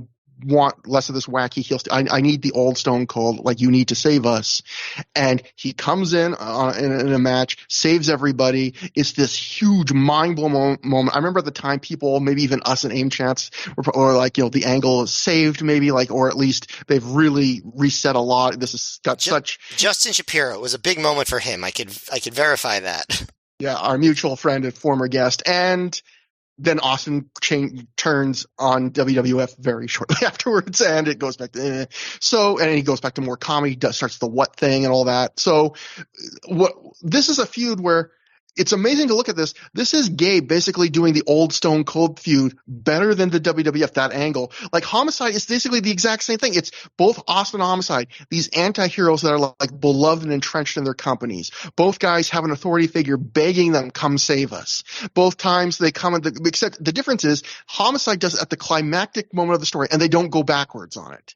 Like, he does this better. Like, sometimes people will go, oh, Gabe can't do this, can't do that, or he couldn't book WWF. I don't know if he could book WWF style wrestling or not. I don't know. He never did it. But, like, this is him booking a very famous, well-received WWF angle. And in my opinion, he did it better. So there's that, I would say. And that brings us finally, Matt. This, I think, sums up some things you talked about. And I was kind of surprised because I completely forgot about this. This is a great capper, and then we'll get to the final angle, and we'll wrap up the show. But This is Gabe Sapolsky. I dug this up from someone saved it, a 2008 MySpace blog back when MySpace blogs were a thing. I think it was something Gabe done right after he got fired from Ring of Honor. It was like, I should try something. Got outreach. So this is what Gabe wrote. This is an excerpt from a larger column about something else. Sometimes ideas would come in a moment's time. It was like a flash of adrenaline straight into the brain. I would think and think of something, and then suddenly the vision would become completely clear in an instant, like an explosion. This happened for the Cage of Death format as the annual Death Before Dishonor show, at the annual Death Before Dishonor show in 2006. The CCW angle was on fire, arguably the hottest angle ROH ever had. In fact, in the past 2 years, and remember, he wrote this in 2008 after he got fired. In fact, in the past 2 years, there would be times that I would curse out the entire deal because every future feud we had would be compared to it and would rarely measure up. It became the standard instead of a remarkably great exception. I think it was actually one of my downfalls because all I would read for the last 2 years was how such and such feud was good, but it wasn't the CZW feud. Anyway, back to the point I was getting at. I was thinking of the possible formats for the Cage of Death probably about 6 to 8 weeks before it was set to go down. I knew it had to be something extra special and that we couldn't drop the ball with this blow-off. The final match is so important because it can make an average feud great into something great, a great feud into something legendary, or vice versa. In this case, we had a feud that had captured people's imaginations, and it was time to cement its place in history. I don't know how much time I spent thinking about what we needed to accomplish in this match, but it wasn't a small amount. Since early 2004, all of Ring of Honor's production was done in Tampa, Florida. I would always fly down there to produce. I would call them 20-hour trips. Basically, I would fly out of Philly at around 11 a.m., get to Tampa around 2 p.m., we'd go get some food, go to Guppy's if you are ever in Tampa. I looked it up. It's a seafood place. I think it's still open, so people want to go there, go check it out. Eat where the bookers do. But and then work through the night, and work through the night until morning when I would take an early morning flight out. Needless to say, it was pretty exhausting. So what does this have to do with Cage of Death? I was struggling at the time to bring the format together and getting somewhat frustrated. I even started to get worried as each week passed. Time was running out. I knew it would be great with the talent involved, but I wanted it to be truly memorable. It was about 5 or 6 a.m. and I was walking to good old Gate 84 in the U.S. Airways terminal for the last leg of another 20-hour trip. As soon as I was dropped off, I went into zombie mode, just going through the familiar motions of getting to the gate while letting the thoughts of Cage of Death roll through my mind. Then in a moment, as I walked from security to the gate, it was literally like 30 seconds, I think, the entire format just exploded in my mind, from the order of entry to the baby faces getting the advantage for the Bryan Danielson Samoa Joe subplot to the Pierce Homicide Cornet angle, which for some reason fizzled out after the event, despite a really good cage match finale with Homicide and Pierce in Chicago, and the major points in between. The guys in the match took the rough format and made it into something very special. They all came up with creative stuff and put themselves on the line with fearless and flawless execution. The end result is a match storyline that people will be talking about for a long time. It was an example of a perfect total team effort. Everything clicked. So what does that have to do with my latest booking snafu? Because this blog is about a match that we might get to in 800 years from now for ThROH The Years. Anyway, Gabe writes, well, I have to admit that for the last year or so, the material just didn't just explode into my head like it used to. Don't get me wrong. I am very proud of my final year and feel that we did some great stuff. I stand behind all that work and believe that it deserves your support if you like the ROH style of action. But I wasn't getting those explosions all the time. So that's pretty amazing of Gabe kind of framing this as kind of, in some ways, the beginning of the slow decline, and of Gabe also like a millstone around his neck of something like, I could never top this. And I wonder if he still feels that way. Yeah, I mean, listen, every artist has their creative peak. You know, I mean, yeah. There's always going to be somebody, I mean, there's always going to be some work that you make that's going to be considered better than the other stuff you did. So I get that that's like, you know, like a curse for an artist to just like to create your magnum opus and have to be chasing that dragon forever. But at the same time, it doesn't mean that you can't do great stuff after that. And I think Gabe did. And, you know, I feel bad that he felt this as like an albatross, but I never thought of it that way personally. I was never like, oh man, if only, like, none of this is as good as the CZW angle. Like I kind of thought of it the way Gabe said it, like it's just a really special exception, just something, you know, one of the great angles. I think just wrestling in general, I get annoyed that they can't quite recapture the magic of some of the great storylines that I've seen in my life. But I never really held it against Gabe. Yeah, I think it changes over time because, like, you talking about a lot of artists have that moment. I think a lot of artists go through this thing where I've seen so many interviews of all sorts of types, all artists where when they come with like that one or two hit one, like that song or book or whatever that's more popular than everything else they've done for a few years, they kind of resent it because they're like, oh, is that all everyone's ever going to talk about? But then like 10 or 20 years after that, you kind of learn to appreciate the fact that you had one of those ever because you realize how special they are. But I get like in the year or two after that, you might be like, is this it? Is that really it for me? Like, is that all? Like, yes. Although I'm thinking of it a little bit differently. I'm not thinking of like a one hit wonder. You know? Yeah, he's not a one hit wonder, but I can understand him feeling like, have I peaked? You know? Yeah. But like, I mean, like even like just like just like some of the greatest like artists of all time, greatest directors, greatest musicians, greatest authors, like people that have tons of great work. They will have one that often towers over the others. And, it could come early. For a lot of people, a lot of musicians, it happens like in one of their first albums, like you look back and say, oh, that was their best. Like they never got back to that level. But, then, you have a different type of member of the audience that appreciates your other work more, for different reasons. And you just get into different niches and stuff. Point is, I think Gabe, should be proud of this. And, again, I know that blog that you read was many years ago. So his whole mindset could change, but I think he did good work after this too. And we'll see some of it in our, and he was right journey. When he talks about like, he's writing this in 2008 and saying, I think people remember this for a long time. Like to this day, I think it's still remembered as one of the best things he's ever done. One of the best things Ring of Honor's ever done, even after him. So like he was right. Like this is standing the test of time. It is like one of the top things on his resume. Yeah. I mean, one of the most satisfying, like beginning to end angles in wrestling of the past quarter century. So how can you beat I would that? say there's other things I like in Ring of Honor as much as this I think are, but I think a lot of Gabe's like best booking apart from this are like one match booking stories or like choices to do something or an angle happen one night. I don't think Gabe ever had one more successful thing like this where it's like a long storyline with these different dips and turns and a beginning, middle, and end. I mean, I guess the closest is the Summer of Punk, which I imagine Punk had a lot of. But I think this is even better than that. It's better. It's better. Yeah, it is. Yeah. But I feel like he never really had something like this, or again, which is more like mainstream WWE TV, like a real storyline that really just progresses and builds to a dramatic conclusion. And the only other thing I think that was really interesting about this thing is Gabe has been a guy, if you ever watched, he put out a DVD when he got fired from Ring of Honor with kayfabe commentaries about like Gabe's book of ROH secrets. And there, without saying, he kind of admitted I was burnt out. I think Gabe has been pretty honest, compared to some bookers about burnout where, Dave Meltzer stuff will go on. If you look at the history of bookers, most bookers burn out after like 3 to 5 years. And I think it's interesting that Gabe, even in 2008, was kind of very consciously like putting his thumb on like, these things these flashes, where all of a sudden I would just have these moments of inspiration used to come to me. And in 2008, they stopped, they weren't coming to me anymore. And that'll be interesting for us to track over time if we agree. But like, it's interesting that even that early, he was kind of aware that like, I have clearly started to burn out or just something is missing. But after the match, Jim Cornette comes out, says the hardcore fans in the crowd wanted their garbage wrestling. Well, they got it, and their garbage wrestlers got their garbage asses kicked. Cornette orders the Ring of Honor ring crew and officials to take out the trash. They do so as the Ring of Honor fans chant, na na na na, hey, goodbye. There's some great CCW wrestler reactions here, from Eddie Kingston screaming and flailing as he gets carried out by the hands and feet, to an exhausted Chris Hero just flipping everyone off as he's kind of just stumbles and dragged away. Cornette shakes the hands of some of the team of Ring of Honor wrestlers as they leave, but he tells Adam Pearce and Homicide to stay.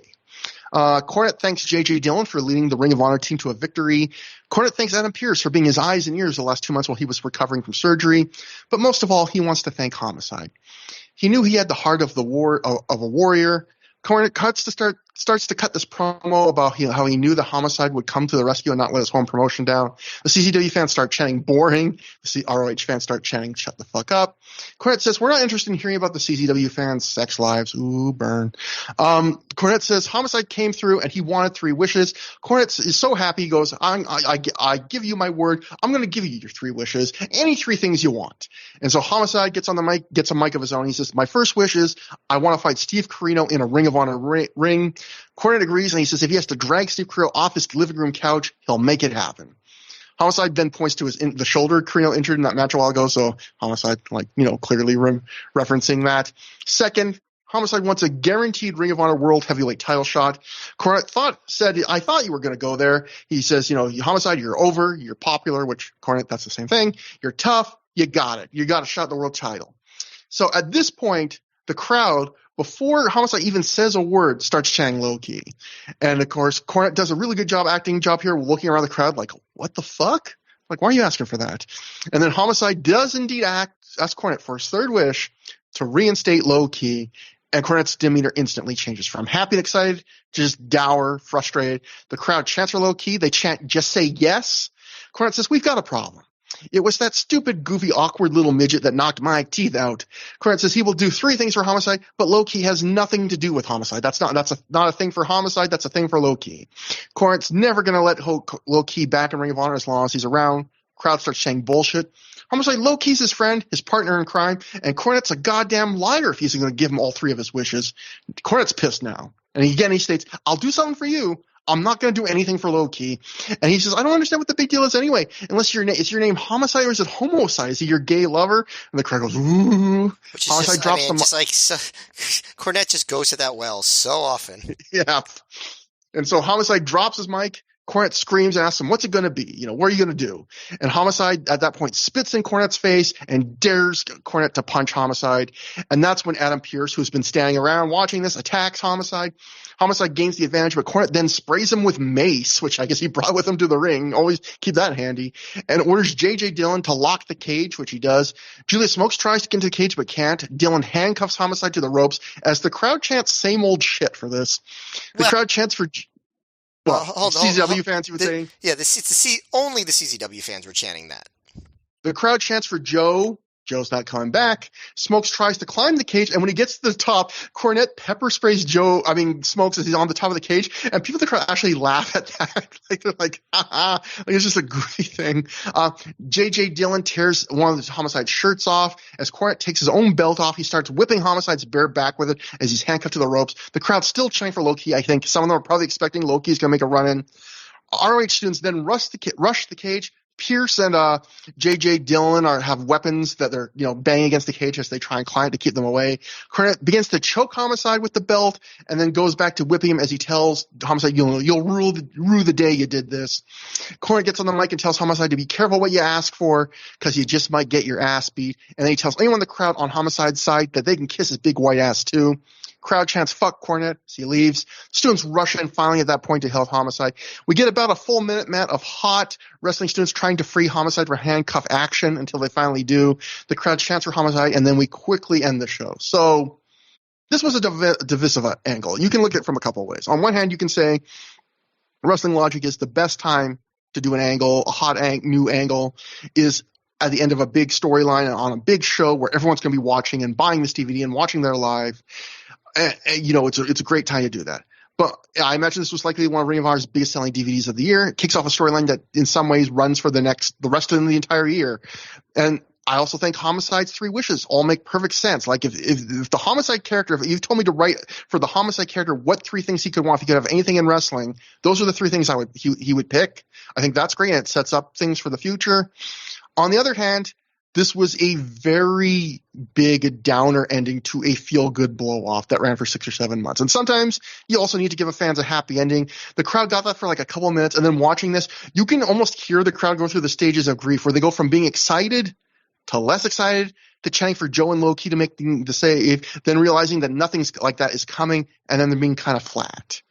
And I also feel like kind of selling the angle around Low-Ki knocking out Jim Cornette's teeth when we all know the real reasons Low-Ki isn't there. It's kind of harder to sell that. And the idea that Cornette holds such grudge, even a storyline, like Low-Ki didn't attack him on purpose. It was an accident in a big crowd brawl. Like it adds a layer of fakeness that's a little faker than everything else that's part of this angle. My gut says in a perfect world you would do the happy ending tonight and do the post-match on the next show. Except when I looked at the schedule, Cornette isn't booked for a Ring of Honor show in person for a whole lot of shows now. So really, if you want to do this angle and have it carry the next few months, you kind of had to do it now. So What do you think about all this, Matt? So I thought, like, honestly, like, if I really just, like, analyze it, I think it's, like, another really smart piece of booking. I think everything makes sense. Like you said, like, the low-key thing's a little bit of a stretch, but, like, ultimately you can make it make sense in wrestling logic. I think the performances were good. I think, like, the stage, like, the set pieces were all there for, like, Pierce as Cornette's henchman, and they're in the cage, and JJ is there so they could do the tribute to the Dusty in the cage angle, which is basically what this was. And, Cornette's character has always been a little bit of a prick, so it's not that much of a twist to get him just to be like that heel character. And, he's just antagonistic enough with Homicide. And I think everything was set up perfectly. Like, and it was, really smartly done. But I also don't really like it. And, like, I don't blame Gabe for doing it. I don't think it was, like, bad booking per se. But I remember, first of all, the thing you said, it is a downer. I do, I mean, listen, ROH does give the crowd their happy ending, like, at the end of the year. Like, it's, like, unmitigated. This is a heavy heat angle that Ring of Honor rarely does. Like, this is an old school, like, super duper heat. This is the biggest post-match angle they've done, at least in 2 years since the time Loki came back and joined the Rottweilers. They don't usually do big post-match angles, period. But I guess you could say that the Punk turn, I guess, would be the other one. The year before. Now that I'm thinking about it,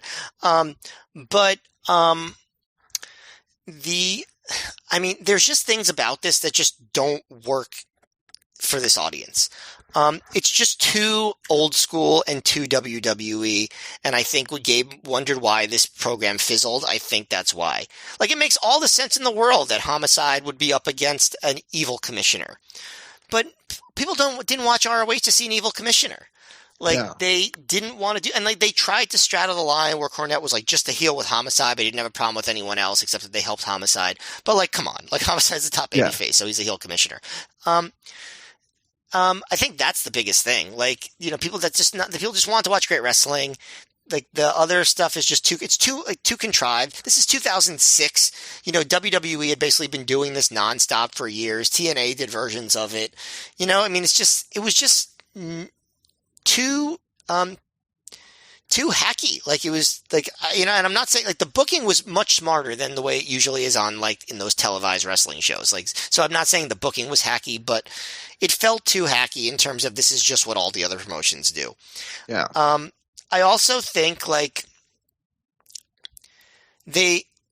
Cornette's involvement led to them playing on some old, like, Southern Heat stuff that I don't think played well, even at the time. Like, I think at the end, when Cornette was walking away, and he said, anyone who's on his side can kiss my big fat white ass too. And it obviously, like, brought to the foreground what was the obvious subtext of this Southern man whipping this person of color. Like, and obviously Homicide's not African American, but I don't think the imagery was a coincidence, with Pierce and JJ and Homicide doing the whipping. Like, I get why Cornette would think that was a good idea to go there, that's the territory he booked, and that's just how it was done and stuff like that. But I think, when Cornette mentioned that it has a white ass, I think that really hammered home the point that they're obviously trying to play on some, like, racial heat also, which I don't think is necessarily what you need at a mid-aughts show in the Northeast. So there's that. I can't objectively say that there was anything wrong with the way this was booked. Like, I don't think that it was a bad idea. I think if, Gabe Sapolsky, for some crazy reason, had asked me before the show, like, what do you think if we do this? I'd be like, yeah, that's great. That'll work. I just don't think it did. And I think it's just sometimes you try something and it doesn't work. Now, the good news is people loved Homicide enough that they sat through this for the next 6 months. We'll sit through it for the next 6 months of shows. We'll see that some days it works better than others. But ultimately, all that matters is that at Final Battle in New York City, Homicide gets to win the title from Bryan Danielson. Mm-hmm. And whatever they did in between, it really doesn't matter. And, they made it into a Homicide versus Cornette feud and Pierce to kill the next 6 months, and that's fine. Yeah. But it really was all about that moment. And, we're going to see the moment was everything it needed to be. So ultimately, this wasn't like a disaster or anything. But if you're asking me what I think of it, ultimately, I would say I'm more negative than positive on it, despite the fact that I think it was a smartly booked angle. Yeah, you did a really good job kind of really honing in on some stuff. I think really, yeah, this was a 1994 Smoky Mountain wrestling angle. And, Smoky Mountain Wrestling was great, but this was 2006 Ring of Honor. It doesn't quite fit. And going to Youtham said about the racial stuff, people can look in things different ways, but I will say, if you want to give people benefit of the doubt, you look at, speaking of Smoky Mountain, Jim Cornette was not afraid to play with racial stuff for heat. So, it's not oh, how dare you accuse this guy? No, he you look up the gangstas. He's not afraid to and again, I think that would be the wrong, because if any of the audience picked up on that as it was happening, I don't think a 2006 indie audience would be really into being thinking about racism. I don't think they want that. Well, I could just tell you, compared to a Southern 80s or 90s audience, I can just tell you. So I went to the show. I have a good friend that doesn't like wrestling at all, literally, really doesn't like it at all. But he indulged me a couple times during this era, went to maybe 2, maybe 3 ROH shows with me over those few years, just, kind of keep me company. And he was at this show with me.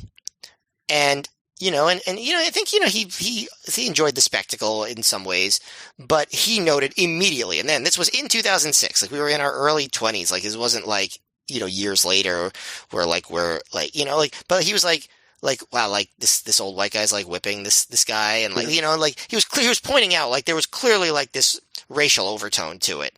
It wasn't subtle, and it wasn't hidden. And I'm not saying that it was the end of the world, or anything, it wasn't an overtly racist angle or anything like that. And we've seen some of those. But you could argue it was flirting with it to try and juice it. It was very clearly flirting with that imagery, I would say. Yeah, I think that's a good way to put it. So my last question for you on this before I get a couple things about things with the angle was just, Matt, do you think if they if Low-Ki had actually come out and saved Homicide, do you think this would be remembered differently? How differently would that change? Because I think my goodness, it would be a totally different angle. Are you kidding me? Because I think and you could have done, Homicide and Low-Ki again against the Briscoes and all that, and against Pierre. But I will say one thing that's crazy about this angle is you talked earlier about, we sometimes reference this, the old Chekhov's gun thing, and you referenced Chekhov's sack. By the way, you joked earlier, but I referenced about how podcasting had made me hard. People could clip you talking about sack 8 times today. People can have fun with this episode of the podcast, Matt. But you were talking about Chekhov's sack. I'll allow it. People talk about Chekhov's sack with BJ Whitmer, the idea that if you reference something at the start of something, you better deliver it later in fiction. It's kind of wild that Ring of Honor made Low-Ki such a prominent, really the central thing of this major angle. You never get Low-Ki ever again. And you can, you watch this angle, again, the crowd, the first minute or two this angle is happening, is chanting for Low-Ki in a way you think that they're thinking that he might come out. Yeah. And he might save the day. I'm pretty sure I didn't think that. I don't know I don't remember for sure, but I'm pretty sure I kind of understood that Gabe was, at least at that moment, done. I don't think I thought that Low-Ki would never return, but I didn't think he was going to be there that night. But it is one thing that kind of goes against wrestling, with that idea that, wasn't even Vince McMahon famously got mad when CM Punk and Steve Austin teased a feud because he was well, if we're not really actually doing that match, we shouldn't tease it because that's not good. That'll just disappoint fans. This is a thing where they're saying, they're putting, I know not everyone, maybe some people might have been very steadfastly remembering that, reading the newsletters and thinking, Low-Ki's done. But, if you're just a wrestling fan that's not aware of the underlying heat, you would watch this and think, oh, Low-Ki's definitely coming back. That's true. He has to. No, it's a good point. And yeah, I mean, I didn't even consider that possibility. If Low-Ki had actually come out here, yeah, hell yeah, it would be remembered differently. It would be amazing. It'd be back to being a happy ending. And that'd be another, have your cake and eat it too, because you would get the heat angle, but you would still have a happy ending. Exactly. But anyway, so we'll go to the newsletters to wrap this up. So PW Torch wrote, the crowd was said to have been dead for this segment after he had main event. So again, this isn't us analyzing something way after the fact. This was at the time people were oh, that angle killed the crowd. It definitely killed the mood, for 100%. And then the Observer wrote, the crowd was quiet because they really didn't want to see the heel authority figure storyline, which I wonder if he talked to Matt Feuerstein, because Matt, you just laid that out. Plus, they like Cornette, which, yeah, I mean, they do, but no, they do. I They think they turn did. on Like, them. yeah. They were also expecting a low-key run-in. This deal was actually – now, this is the part, Matt, I'm kind of wondering if I believe this. So Dave writes, this deal was actually made when Cornette agreed to come in as the authority figure. He was pretty much done with Ring of Honor when Sapolsky suggested the long-term angle where he'd be babyface commissioner and eventually go heel. Cornette liked the idea. The idea behind this is to create Danielson versus Homicide as the small-scale dream world title match that doesn't happen for a long time. Low-key is not coming back, as his name was used only because that was the best idea anyone had for a storyline for a justification that Cornette would be justified in turning it on Homicide. There was a lot of negativity on the post-match, and I can see the feeling that the heel authority figure has been done to death on Raw for so many years that you groan just thinking about it. But the storyline of Cornette asking Homicide to save the day, Homicide saving the day, and Ring of Honor scoring its big win to end what has been easily the best pro wrestling feud of this year with CZW, it was at the right time after the big triumph that was the perfect emotional time to do the Cornette turn, and it was done in a manner that was consistent to everyone's character. And Matt, here's the sentence you're going to love. J.J. Dillon, whose work at ringside in this match was tremendous in getting the credibility of the match over, as he reacted like this was a huge deal during the twists and turns and never overreacted to where he came off as fake, handcuffed Homicide to the corner, and locked the door when Cornette whipped him. Even as someone who hates the heel authority angle, the execution of this and the timing were pretty well perfect. And then he adds some more notes on the Jim Cornette heel turn and Homicide. This followed up like a couple weeks later in the newsletters. Cornette was pretty much fed up with wrestling after the final blow-up with WWE and wasn't all that interested in coming in as a regular as commissioner. This basic angle was laid out from the start, and really it was the piece of the overall puzzle that caused Cornette to make the decision to come out of what he considered to be his retirement. This led to the TNA deal because Cornette's feeling was he went out in a bad way as a performer in WWF, since it was during the Vince Russo time period where they didn't allow managers to get any steam, and they started the move to replace them with the women. I love that. They try to replace them with the women. The TNA run, they're in binders. Great ramen joke for you guys. Yeah, let's make as many references as we can. The TNA run is his attempt to go out as a performer with a good national television run. So, Matt, I want you to rant about J.J. Dillon if you want, but also, because I did think he was good, but I do agree Dave's overstating his importance. But also, I kind of don't know if I believe this idea that they had this particular storyline like planned right from the beginning, and this was like Jim's corner, and it was like, I don't want to come back, but if I get to be a heel commissioner in modern pro wrestling, like Cornette isn't even around much longer after this.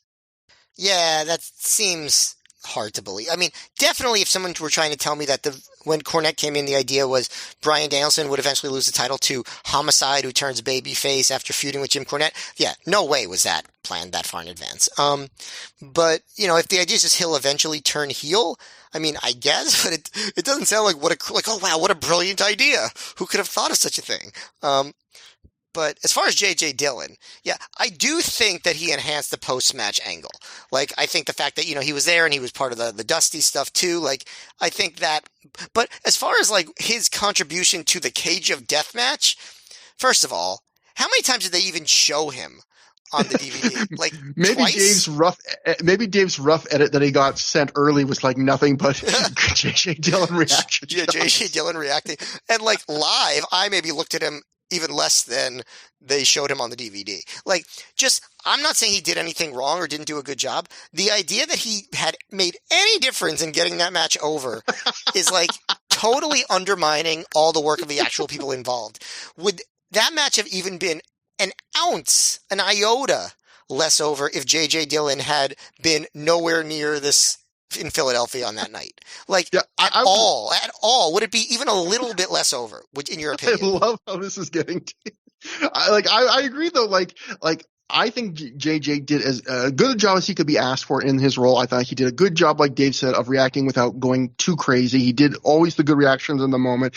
But to your point, yeah, like if I had to give, like, I would say he made this entire night 0.2 or maybe 0.02% better. Like, he made it, the night was better because of JJ, but very little bit. It was like, a cute reference. Like, as during that match, that's all it was. In the post-match angle, I get it. But, like, in the match, a cute reference. That's all it was.